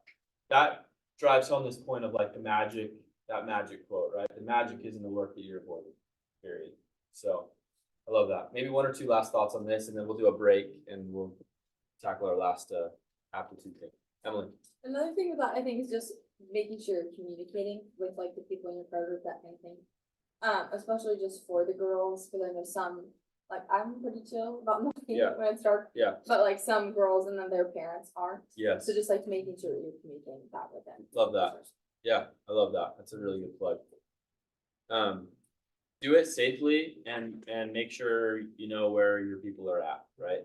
And we're not like advocating for like knock fresh doors after dark. I don't think that's like the message. I think the message is knock till dark and strategically set appointments for after dark, and then you're walking up to fresh door or not fresh doors, but like warmed up doors that you have a relationship with, so it's, you know, less dangerous. So yeah. I actually have a question about that. I'm wondering what the strategy would be with girls on the team. Yeah. Just because I know, like in the last 2 years, there have been a lot of girls on our team. Yeah. And a lot of times, some of them do feel unsafe, so it's kind of like, yeah, it's hard to find the balance where, you know, car groups are mixed, so you have a ton of guys too. So it's like, okay, like how would you, I guess, tell us how to work with that, you know? Yeah, again, I would say we're not preaching like just knock into the night. Yeah. We're knocking till dark, and then you're chasing down appointments, and sometimes those appointments you'll get in one and it'll push, you know, past dark. And I would just simply advise guys and girls to like, you know, if there's a lamp post or some, you know, there's some people outside that you trust, just go be around that and put yourself in a safe environment and use common sense would be my thought. Spence, do you have a thought. Yeah, just to add to that, I'm not sure what your thoughts are on this, but, back when my wife would sell with me. Yeah. She would be sometimes in neighborhoods where she didn't feel safe. Yeah. Later in the day, I would just tell her just to not do an inspection. If she didn't feel safe, just Yeah. stay in the front yard. You can totally sell on the front porch if Sure. you need to. So later in the day or neighborhood where you don't feel safe, sometimes I've told girls that, like, hey, just, if you don't feel good about it, just stay in the front porch Sure. where people can see you. Yeah, I think that's a fair idea. Like, we're not teaching people to go in people's houses on most sales, especially if they don't feel comfortable with their customer. So I would just say, like, stay out front if you want, if you feel like it's like after dark and you're nervous about it. Would be another idea. Kai? And I think too, like back to my comment, like where we're looking for those inches to grow the 1%, I think a big part of that is the breaks and lunches. Yeah. Like, I think that is a big part that can increase for a lot of people, and so, especially, for people that, like, female reps that don't feel comfortable, or even guy reps that don't feel comfortable at, dark, like, focus on those breaks and lunches where you're knocking most of the entire day. Yeah, it's well lit during Like, lunchtime. focus on what you can, where you're Yeah. not sacrificing like your life, Right. when you could have knocked 30 more minutes for your, instead of taking an hour lunch. Yeah. like, Yeah. Rather than. I love it. Yeah, like there's inches that are low hanging fruit inches that, so I want to get buy-in from this group and, the people on Zoom, like, are we good to discourage picking up people in the middle of the day for breaks? Like, okay, I want to discourage that this year. I don't want to do no pickups unless they really need it. Yeah, Tyson. So, I love that because I feel like that'll save a lot of time. Yep. My question to you is, what do you do when people are like, dude, like, I need a break, and you're like, ooh, like, Yeah. you work a little bit, like, Yeah. how do you handle that? It's all in the expectation that is set beforehand. Like that's and again, if they call you and they're like, dude, I like am having a health problem, or like I am legitimately like gassed, like I'm really struggling, like, there are exceptions to every rule. I'm just saying I want the rule this summer to be when we are telling people in correlations in the morning and on the way out to area, like, I'll see you at dark. I'll see you at dark. Like that's what I want the culture to turn into, not like an expectation of like, I'll see you at bio break at 4 o'clock in 2 hours. Once you've knocked off the rust, let's go take a lunch break. Talk about it. Gabe. I just wanted to talk a little bit about my experience on knocking weight. Yes. I feel like it is, sometimes it's not as effective knocking like brand new doors when it's dark. Yep, I agree. But something that I actually do, I set up appointments for when it's dark. So like I knock all the fresh doors while it's still light outside. And then I always set up appointments when it's dark because then people already know me and they already know that I'm coming. Mhm. And so I get as much sales as I can beforehand. And then when it's dark, I go to those late appointments and then get a bunch of sales at night. Yeah. Just because I already talked to them. Yeah. And I feel like that would be safer for the girls too, because they're already talking to people that they already know, rather than just knocking random people's door. Yeah. And so, yeah. And So- also that thing, like, just don't go around the backyard and all Yeah, that yeah, stuff. I love that. I'm jumping ahead to aptitude, but I just want to share one thought on this. Like, so if your mindset's right and you're willing to work the hours, but you're uncomfortable still knocking doors late because you feel like it's awkward, then the missing piece maybe in your case is that you have a skill set. Like you need to use situational selling and use lines that you lead with that take away that like elephant in the room where you're knocking their door past 8 p.m. Right? So we're gonna get into aptitude here. We'll take a break, but that's a good transition. Like there are actual lines and things that you need to do when it comes to like what to say that can actually take away some of that like scariness with knocking late. I used to be nervous about it too. And I saw like guys like Austin and Dallin, and like they would approach knocking late differently. They would lead with lines like, hey, how's it going? I know it's getting dark. I'm on my way out, but I just wanted to let you guys know, boom, initial approach. And that's like, that lowers your chance. You're taking the objection away from them before they can go and say it, So, yeah, Garrett. This is more of a question, but is there a way Cause there have always been times you're on the doors and you get 3 sales before 5 o'clock, and you're like, hey, I'm done for the day, I did Yeah. well. Yeah. Is there a way to train the new year or the new reps to have the thought process of, hey, today's gonna be a good day if I keep working, you know? It's all of our best days, we start off hot, Yeah, but we just kept riding it, and some people will get 2 or 3 and they're like, cool, I'm done, I yeah. had a good Are we day. talking about the veteran that does that? So the rookie's like asking for them to peel off the doors, or are you talking about the How- rookie that like gets comfy and feels like they've arrived and they still have a lot of time left? Yeah, how as a veteran can we explain or get the thought process in the rookie's mindset to want to keep going? Yeah. I think that that's a vision issue. And that's why I wanted to start with that today is I think one of the issues, like if you have that mindset, it's a fixed mindset and it's one of, the biggest principle I like to teach with that actually, dude, is I actually learned this from my first regional at Vivint. And he used to always say the pay scale doesn't take into account the rainy days. And so I love sharing that message with people. Like the good days, you need to make great days because there will be rainy days. Again, you can still sell on rainy days. I'm not like discounting that, but I'm just saying like there will be days where you're not feeling it or you're battling for 1 or 2 sales. And so you have to teach that principle of like when the table's hot, you gotta have a really good day. And so, but again, that's a vision thing. That's like I gotta maximize every day and really reach my goals. So I think that's a leadership problem and a vision problem that where people are thinking with this like 9 to 5 type thing, like, oh, I've had a good day. This will help me like a couple $100 is going to be awesome, meaningful for me. I'm just going to kind of like peel off and show up again tomorrow. So Carter and then Tanner. Just a quick comment on that too. I feel like when I've had some of my best selling days, the next day I've sold just as many or like one less account Yeah. than the previous day.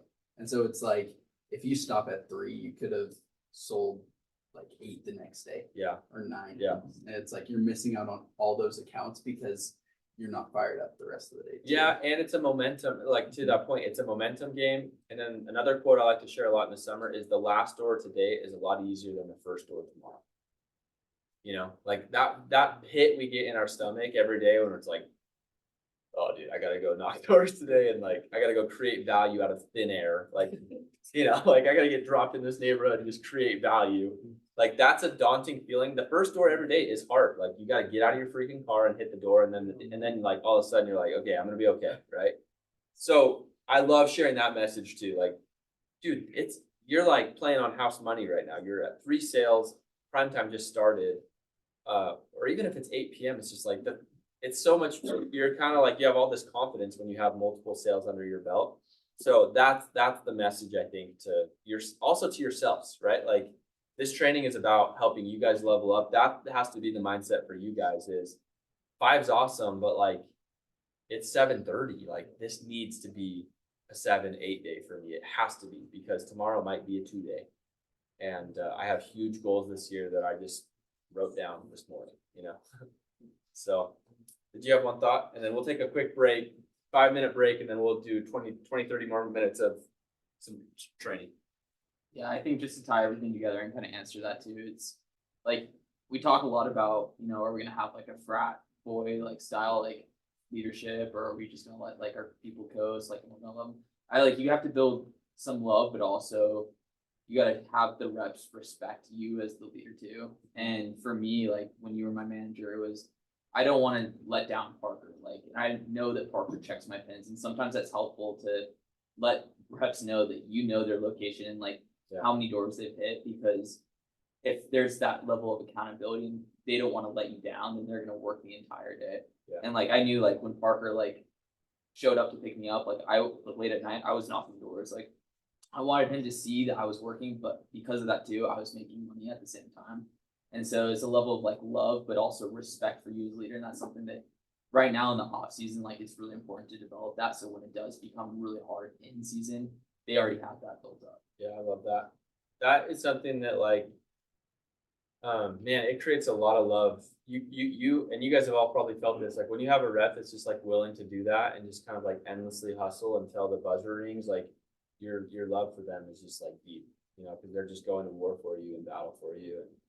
And I usually can tell within a day or two if someone's gonna be like an absolute beast with this job, because when you go and pick them up, they're like out still trying to make it happen. Tyson's first day, I actually remember he sold 0, but like we were in Maryland and it was pitch black and he was just out there like knock, knock, knock.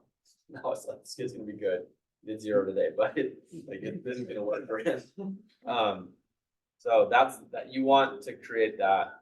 And you want, like Tanner's saying, you want that relationship between you and your reps. So, and you and yourself, like that's huge. So, okay, quick break. We'll hit another 20 minutes of training and we'll be done by 11. So. I'm so bad. Dude, I don't care. I'll be hating with my left hair. Then I'll beat him the next one. We need to do a timer.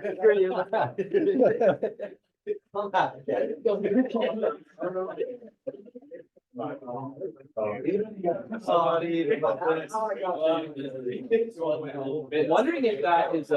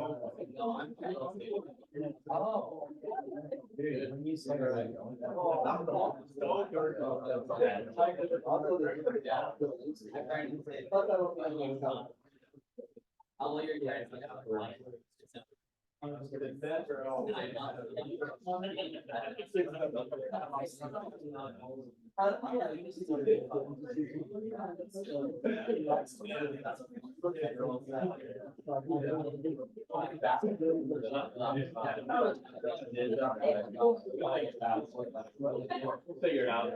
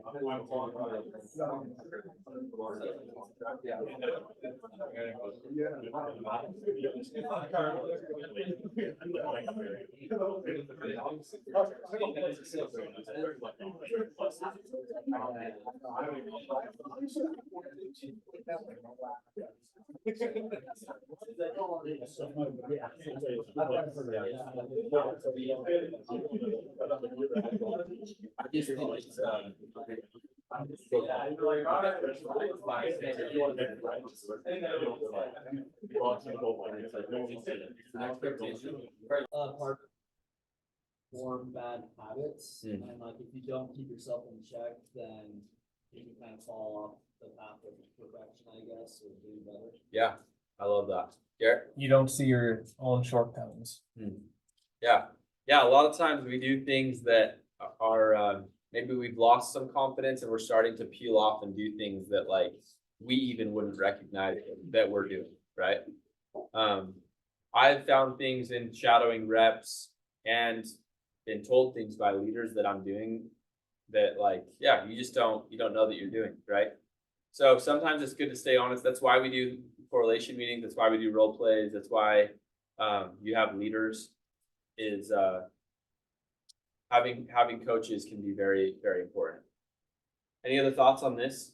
Yeah. I think just to add to kind of those two, a lot of the time we like to think that we can plateau and we can hit like a spot where like we're good, Yeah. but we're never stagnant. You're Right. always increasing or you're decreasing in your abilities. Love that. Yeah, if you've gotten to this place where you feel like, even if you've done this 5-6 years, like I legitimately am still hearing one-liners and things where I'm like, that is like smooth. Like, I love that. I love that way of overcoming that objection, or I love that way of dealing with that concern. And, you know, and I've been like in the pest control game for a long time now. And so I would just say, like, don't ever get to a place where you feel like my pitch is my pitch is my pitch, you know? So, learn how to level up, learn one-liners, learn new tricks. To Emily's point earlier, you're all gonna have to have your own problems. Some of you will have to know switchovers to kill it this summer.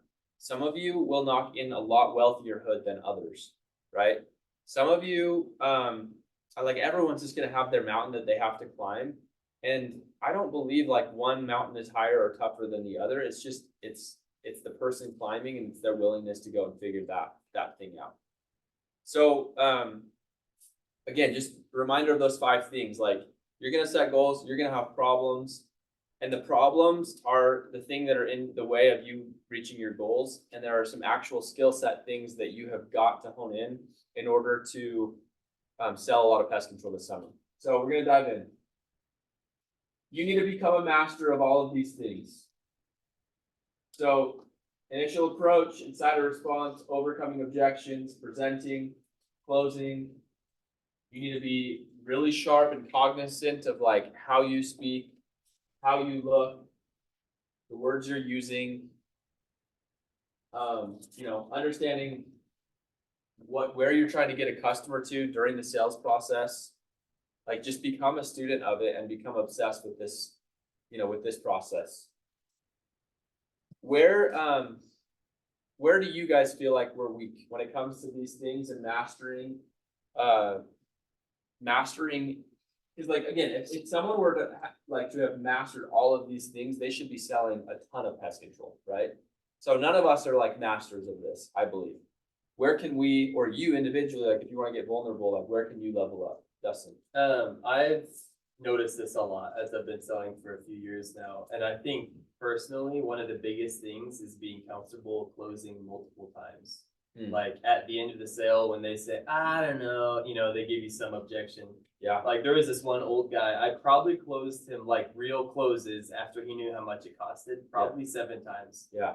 And it's cause sometimes you can just feel it. I felt like I should have been, you know, just keep going sometimes. And I got him eventually. Yeah. It was like, you're a good salesman. All right, come on, I'll talk to my wife with you. And I was like, okay, that worked. That's awesome.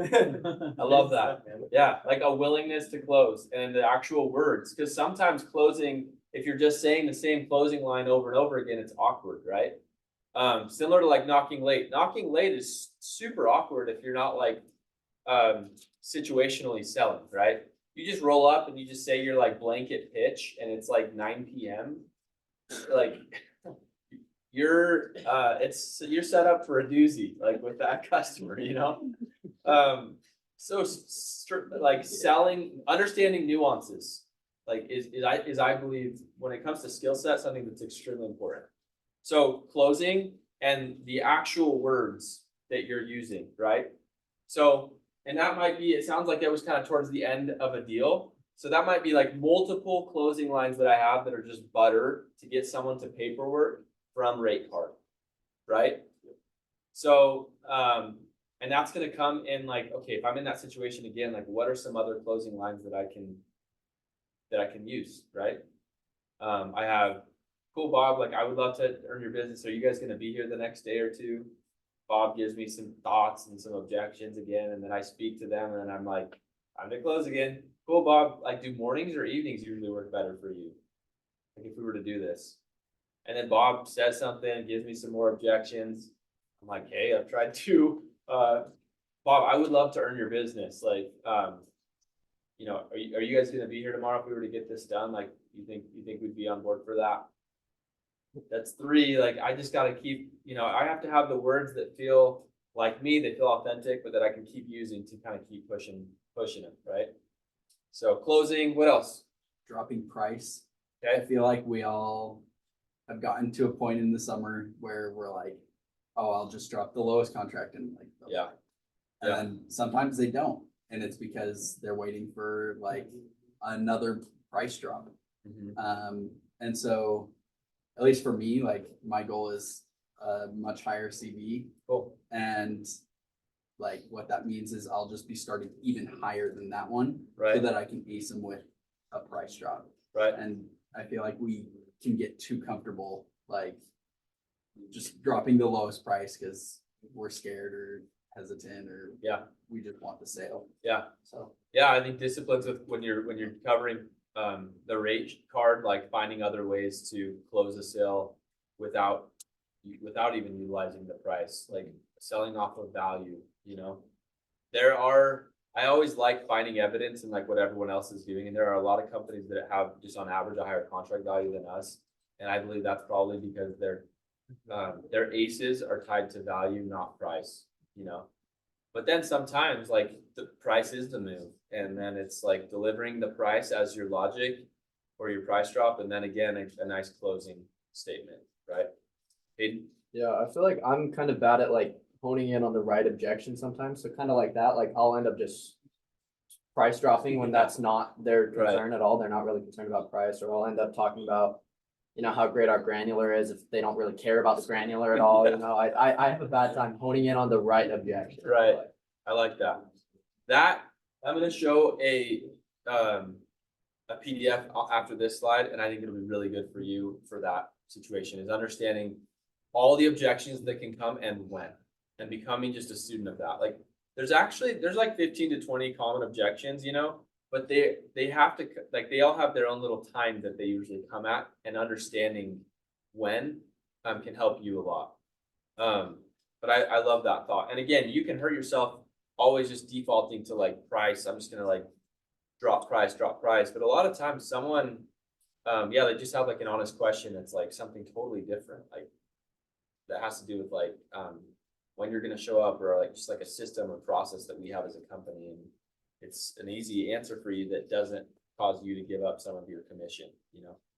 Parker, and then Cam. Yeah, so at the end of last summer, I got to sell with Ryan a little bit. Yeah. And so after listening to him a little bit, I just found that for me, I love to keep it super simple, and I think that's really good, especially like in your initial approach and everything. But as I got to like objections, I'll try to keep it simple as well. I just didn't have enough logic Yeah. in the tailored response to actually persuade a change of thought for them Love to it. actually want to give me the response. Mhm. And so something I would love to like form for myself, but I think would be good as a whole, is to come down with, I don't know, just more logic statements that we can use on the front door and the back door when we get those objections. Yeah. Cause yeah, not all the time when you tell them their home's 10 years old and it's due for a reset, it's gonna work. Like, Yeah. sometimes they need more logic. 100%. I love that. Having a couple really good tailored responses per objection that you might get is very smart, because some lines are going to work way better with certain people. And sometimes they'll give you certain like no's over and over again at a certain point. And if you have to have multiple closing statements, you got to have multiple tailored response statements to be, you know, in line with that. So I think that's a really good thought. I think the best sellers are really good at coming up with logic after empathizing to, you know, to actually like change their position. And just I think that's really good. Let's go Cam, Donnie, and then Tanner. So I have a thought on aptitude in general. It's not necessarily about this, so it's a little off track, but it goes out to like all the leaders in the room. After my first summer selling, when I was a leader, in my mind, it was like my managers never practiced with us. They watched us. And they gave critique. I think if we're all able to like now commit to being humble and willing to practice and get better during the summer, and not only now, it like brings you down to the reps level, and the respect is there a little bit more. So when we went to Maryland and I was now the leader, manager, I had no clue how to sell switchovers. I sold 2 my first summer. And so in order for me to level up, I had to humble down and be like, I'm gonna actually be practicing with all you, not because I know how to do it, but because I need to learn this. So being willing to humble down and like tell them, I don't know yet, but I will learn, and I will help you learn with me. Gives them confidence. It doesn't bring the whole like, oh, Cam's not capable vision down for them. It actually, I think it gains more respect, saying like they're on the same level, just they're learning. So if it's your, you know, second or first, whatever year it is, and you're learning a new skill, going to a new market, don't be afraid to learn now, but also during the summer with your reps. I love that. And that's helped me a lot, like, not only gain respect from reps, but also tell them I'm a normal guy, I'm still learning with you. So how does that apply what Cam just shared to that 5 steps thing? Like how does the story that Cam just told and learning switchovers, going to the East Coast, sold probably 100 to 200 switchovers that you sold 400 then second summer again. 220 switchovers. So Yeah, half over the sales were, yeah. So sells 200 switchovers the second summer, which is crazy. So like those 5 steps, what was step number 1 again? You set a goal. Cam's like, dude, I want to go sell 400 this summer. I got a new team going to the East Coast. I got to figure this out. Figures out he's going to the East Coast. He kind of preemptively found out that he was going to have a problem. So, which is actually better than getting there and saying, crap, I don't know how to sell a switchover. Now I got to figure this out. So you knew that problem was coming, which is better than like having it slap you in the face. So he found out he was going to have this problem with switchovers. And then he diagnosed that problem by saying, I'm going to get in the trenches and figure it out. And then he designed a path forward, right? Like I'm going to go train, and then he did it.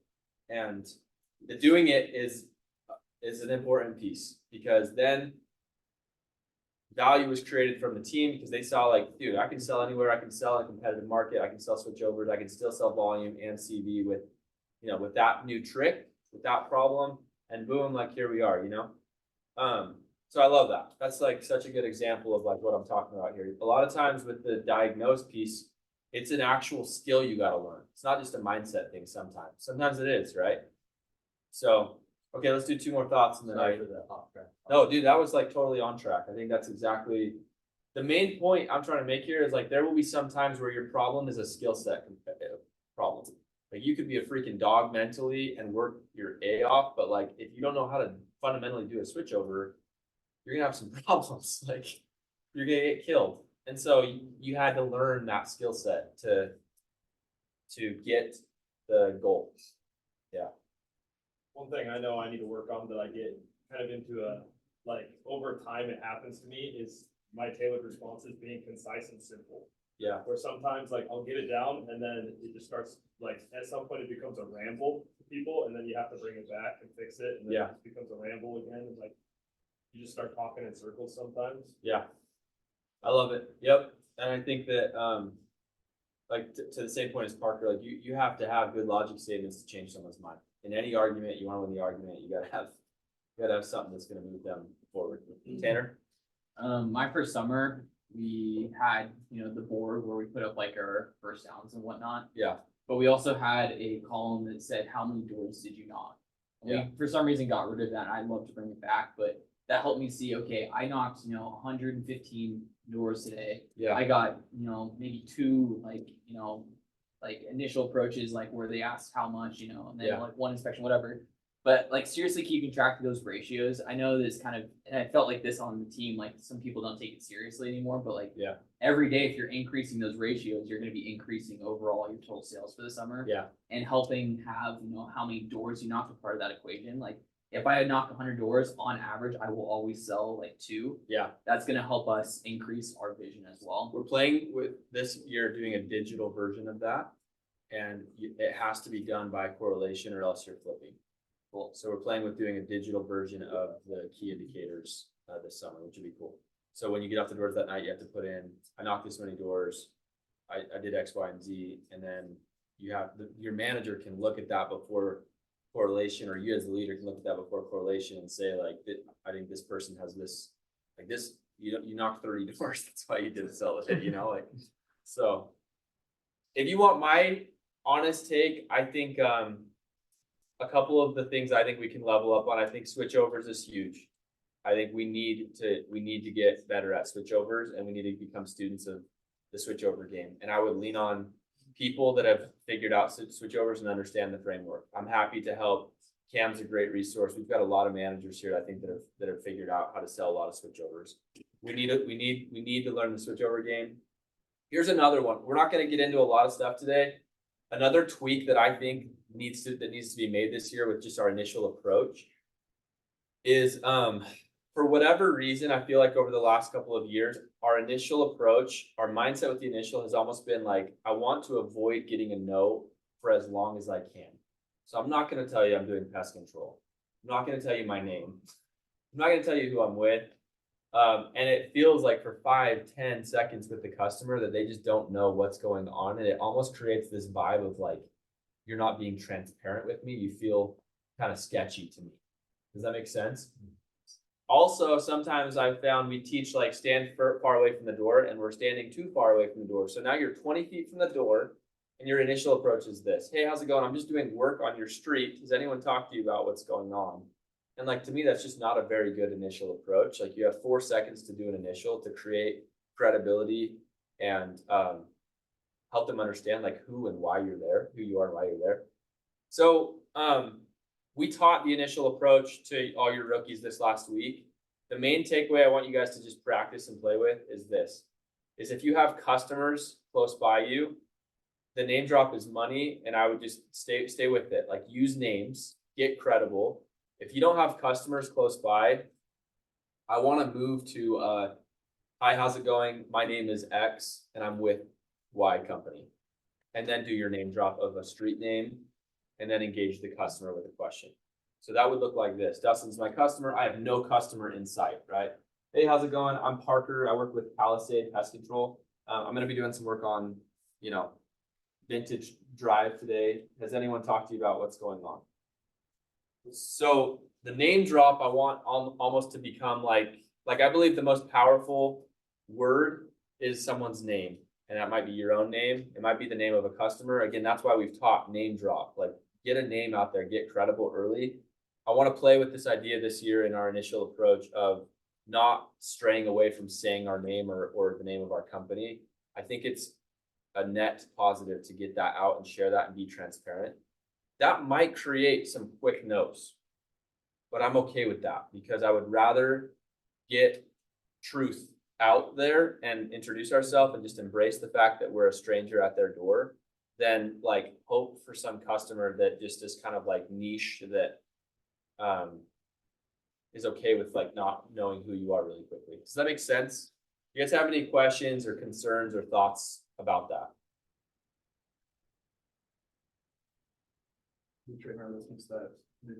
Same thing. I want your rookies. I want you to teach that same thing that we're talking about today to your rookies. If you have a bunch of name drops close by and it's easy to be credible, then roll with your name drops.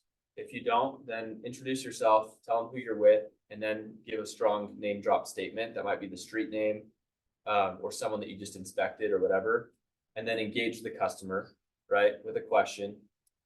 The second tweak, and you saw us make this tweak when it came to last week's training, is we are in traditional pest control markets for the most part nowadays. And so I like the idea of not leading with, my trucks are here, I'm doing the pest control discount every pitch. I like the idea of leading with, hey, I'm doing the pest control, I'm doing work for X amount of people in your neighborhood. Just curious who comes out for your home for the bugs, or who do you have set up this year for the pest control? I love that question. And it tees you up so nicely because if they say, I don't have someone or I don't do pest control, then what's the easy transition from there? It's like perfect, like sweet. This is like wheelhouse, like discount, right? Trucks are here, Black Friday discount. And so that's the rhythm that I want to be teaching our rookies as you guys are continuing to train your reps this year. And it's what I would be using if I were you guys. I believe it will set you up to sell a ton of accounts, so that we're not just looking for the 30, 40, 50% of doors that don't have a service and like preying on them, but that every door is a potential sale, right? Like, oh, I have this company. Cool. That's awesome. Like, that's why I came by. It's smart to have someone. How long have you had them? Okay, cool. And then a tailored response for why people are jumping on board with us. I think that that's going to yield more volume for our sales force. Any thoughts or questions on that? So pretty straightforward. My main thing is like get credible and let's quit feeling like we're like holding our cards close with customers. Like tell your name, who are you with? This is why I'm here. Have you heard about what's going on? And then you got your meat and potatoes, which is like pest control, this many people, who does your home for the bugs? Or again, if it looks like it's not buggy at all, then I'm totally cool if you just roll with discount, but I would default to the, who do you have coming out this year for the pest control? So Carter, This is just a quick thought, but it has something to do with aptitude, I think. And other people can attest to this too, if you've seen this, but I think we focus a lot on like new move-ins, which we should. Yeah. 100%. Yeah. But we almost focus on it too much. I think within the last 2 years, I've had a lot of people going out to area yeah, that will look up their new move-ins and be like, oh, I only have 2 new move-ins in here. I'm Right. only gonna sell 2 accounts. Like, that's the stupidest Yeah. mindset to have ever. Yeah. That's ridiculous. 100%, I agree with So that. that's just one thing. I don't know. if anyone else I was 1 did for that 10 on those too. pictures. That's just one thought. Really good thought, like notions, yeah, like the same mindset is like, man, everyone has a service in my neighborhood, or like anytime you're putting some of those limited beliefs on yourself of like, I'm really good at selling new move-ins and there's only 2 in my neighborhood, so like may not be a very good day. Like that's just a bizarre, that's not an abundant mindset. And I promise you, the people that are like getting golden doors and selling crazy amounts of accounts in our industry are not, like, they don't give a crap. They'll use anything they can to their advantage. So they'll probably mark their new move-ins and know where they're at. But I promise you, the mindset is not like those doors are the only sales today. They're strategically, situationally approaching those doors. Because you should, if you have a new move-in in your neighborhood, you should know that they're a new move-in. You should drop the pin and you should approach that door like a new move-in. But yeah, I love that thought. I think that's a great thought of just like not a fixed mindset, but a growth mindset. Okay, last slide of the day is this. This is an amazing slide if you want to get really good at overcoming objections and when they're going to come. So there's like 20 objections on this sheet or so. And this basically spells out when exactly they can come. And so we'll post this slide or this deck on Slack, but we may have already, but this is a really good one to go and dive into and just get honest with yourself. Like, what do I say when they just say not interested? What's my go-to line? No bugs, already have a service, DIY, can't read that. Small. And someone already came by. Price objection, I think spouse is what that says. Not interested, so now we're here, inspection. Not interested, in a hurry, tell me a price. Like that's always, if you get them to the place where you're closing for the inspection, those are the only 3 objections that they're usually gonna get, right? Like, not interested, I'm in a hurry, tell me a price. Flyer might be on the porch.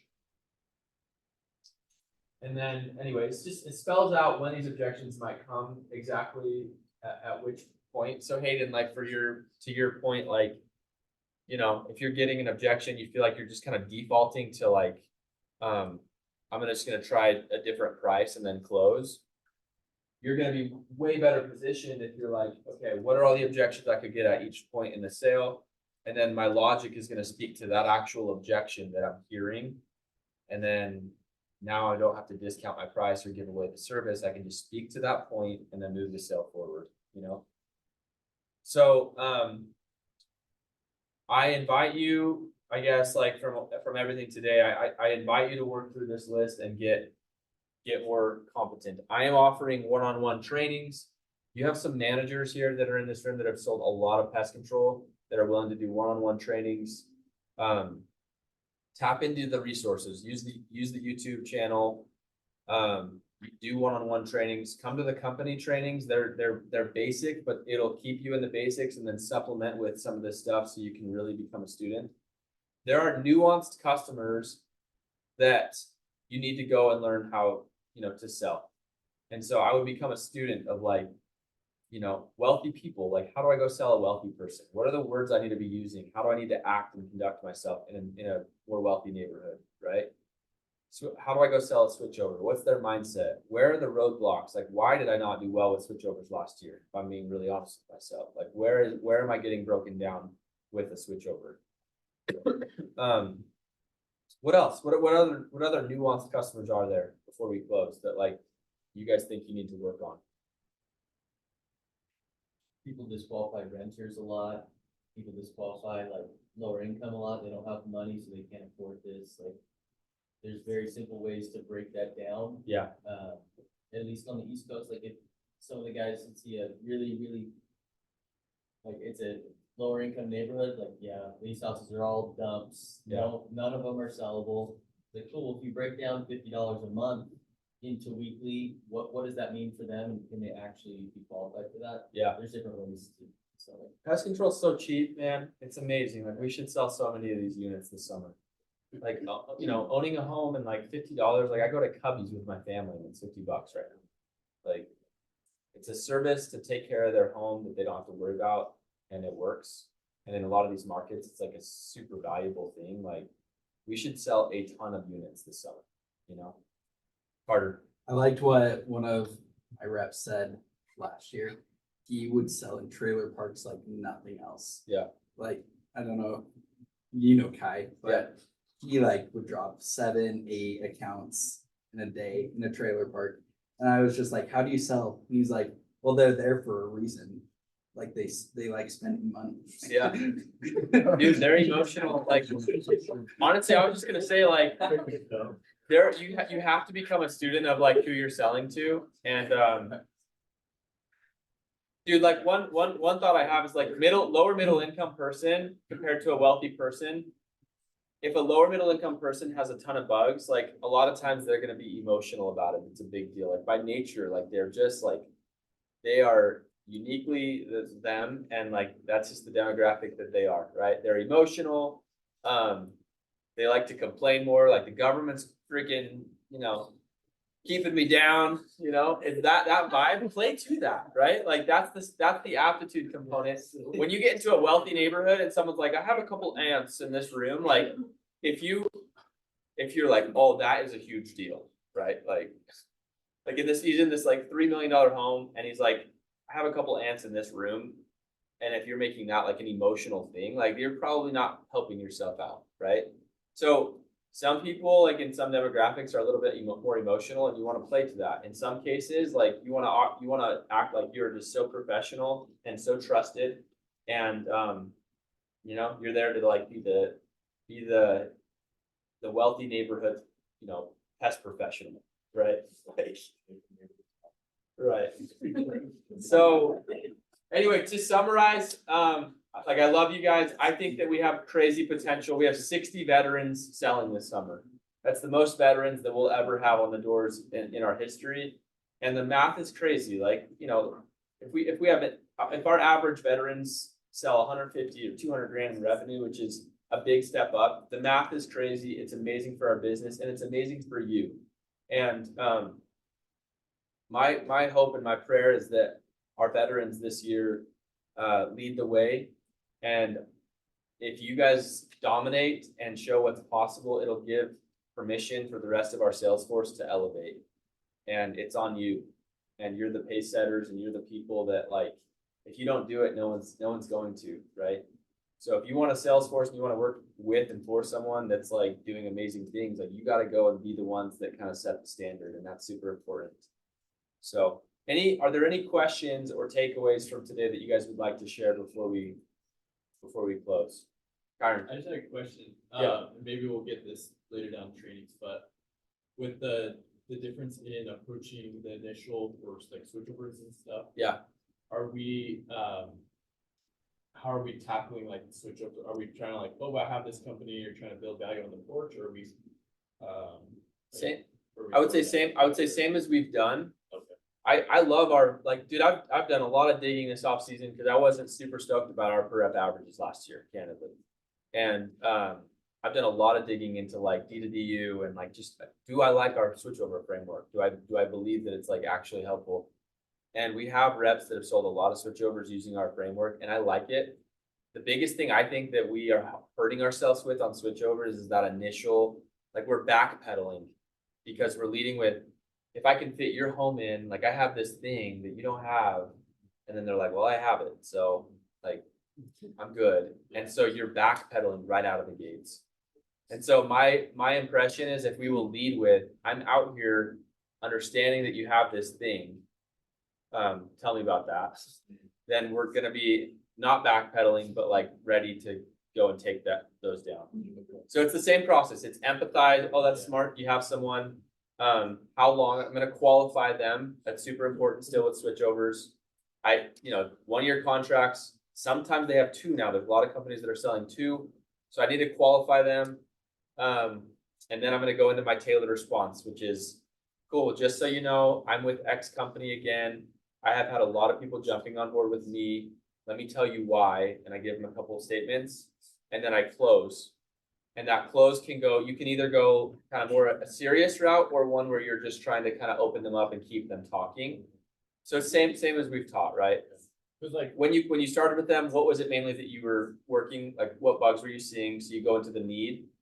If they're biting on it and you like where they're at and you think you can get on an inspection right away, then I would just go for the price. So does that help answer that? yeah, so like, what do you, like, I know we were doing some of the, like, are they squirting the base? Okay, Got well, we do this. Yeah. Like, are we still trying to do that or steer away? I think that I've never loved the like really minimize the other company. To me, and I know that's been taught, we've had some other people like teach how they do switchovers here. You can play with that and find what feels good to you. The way that I'm gonna teach switchovers and the way that feels comfortable for me is more of a, I'm gonna add to what you've got. And yes, I'm like, if I get someone that's emotional, like I hate my company, then yes, I'm gonna minimize what they're doing. Because like my customer wants that. They want validation that their company sucks. But a lot of switchovers, they simply are just looking for like I wanna get more bang for my buck. And so that's my tailored response, and that's the position that I want to teach switchovers from this year. Is that's smart. It's good to have someone. That was a good choice. Just a thought. Like I'm with a local group. We're doing X, Y, and Z differently. It's just a little bit different than what you've got going. I think I can add some value and do it for a competitive price. Just like a strong, good tailored response, and then get them talking. And then, yeah, if they're talking, and again, if they're emotional, then I might like if someone comes out and is like, I have active and I hate them, what do you do? I'm gonna roll with that. Like, yeah, that I've been hearing that a lot. Like they really suck, you know. And then, yeah, does that help? Yeah. That's how I think we should be teaching switchovers this year. That's what I feel comfortable with. That's what I feel like gives us the best chance to win and sell a lot of switchovers. There's a video on that too, it's the one with David Williams, when he goes up the door, he literally just follows like exactly what he said, and I listened to it, and it's like, he really doesn't minimize it, he's just like, he's just there, and he's just like, yeah, this is like what we're gonna do for you, you know, he didn't hit on it hard, he was just like, smooth with this conversation, and then just forward the conversation, and as soon as it's like, starting to die, he'd ask him a question and re-engage. It was literally like his strategy was not minimizing, maximizing. It was more, I'm gonna tell you, and then like you can talk when I tell you, and then I'm gonna tell you the rest of what I'm doing. This is like, I don't know. I want to move off of the minimizing really hard, just with like, yeah. So because I believe again, now you're niching down even more. Like switchover's a niche account. Now, when I take the minimize really heavy right out of the gates approach, I'm niching down even more. Now I'm looking for this like 10 to 20% of switchovers that hate their service. And now I'm going to probably go sell those. But I want to like try to capture as many switchovers as we can by simply sharing this message of like, cool, smart, what you got. I'm going to add to it. Like, are you open to doing something that's even better than what you have, you know? Yeah. So anyway, I like that. Let's go Carter and then Jackson. When my first summer, I had just gotten off my mission and I went to Arkansas, huge switchover market if you've ever been there. I kind of went out with no training, and that's just kind of what I led with. It's what I've always led with, and it's worked out really well. I was asking Jacob Borg about some of his best summers, like when he sold 700 accounts, like 600 account summers. Yeah. And he was like, when I would sell that many accounts, I would just lead with, we just do things a little different. And on switchovers. On switchovers. Yeah, I like that. Or even if they've had a company in the past, or like they kind of have seen like, oh, we do things a little bit different. And then just like leave it at that and wait for them to start asking questions. Right. Because then you can really gauge like, okay, this is like, I'm not going to minimize here. Right. I'm just going to show we do the yarn. Yeah. Just go off of that. Yeah, I love that. Carter, like having your first summer in a heavy switchover market, Carter was a top 10 rookie and probably sold 60 rumbles or switchovers. One company, Carter almost put this one company out of business the first summer. So many rumble switchovers. Jackson, you have something? Yeah, so when I I obviously got out late, and when I was first knocking my first couple of weeks, switchovers and spouse objections were the two objections I had no idea how to handle. Yeah, And the biggest thing that changed me when it came to switchovers was not, it was on the topic of minimizing. yeah, Not just minimizing, but when I was knocking the doors, I was asking them what they loved about their company that they had. And then expanding on the fact that we do that and this for this price.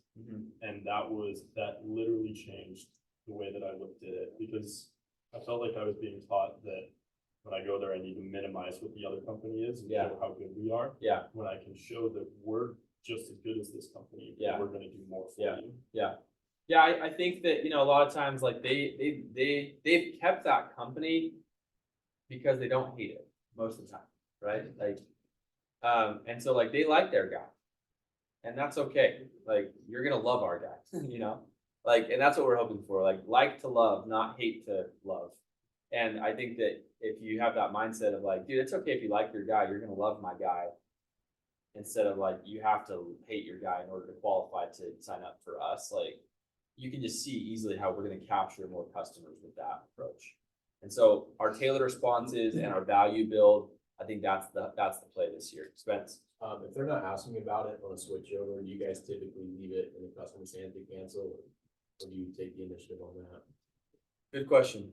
What do you guys, that are selling a lot of switchovers, what's your, Andrew? Well, I typically tell them, hey, we can do this for you, would you like us to, mostly like, yeah.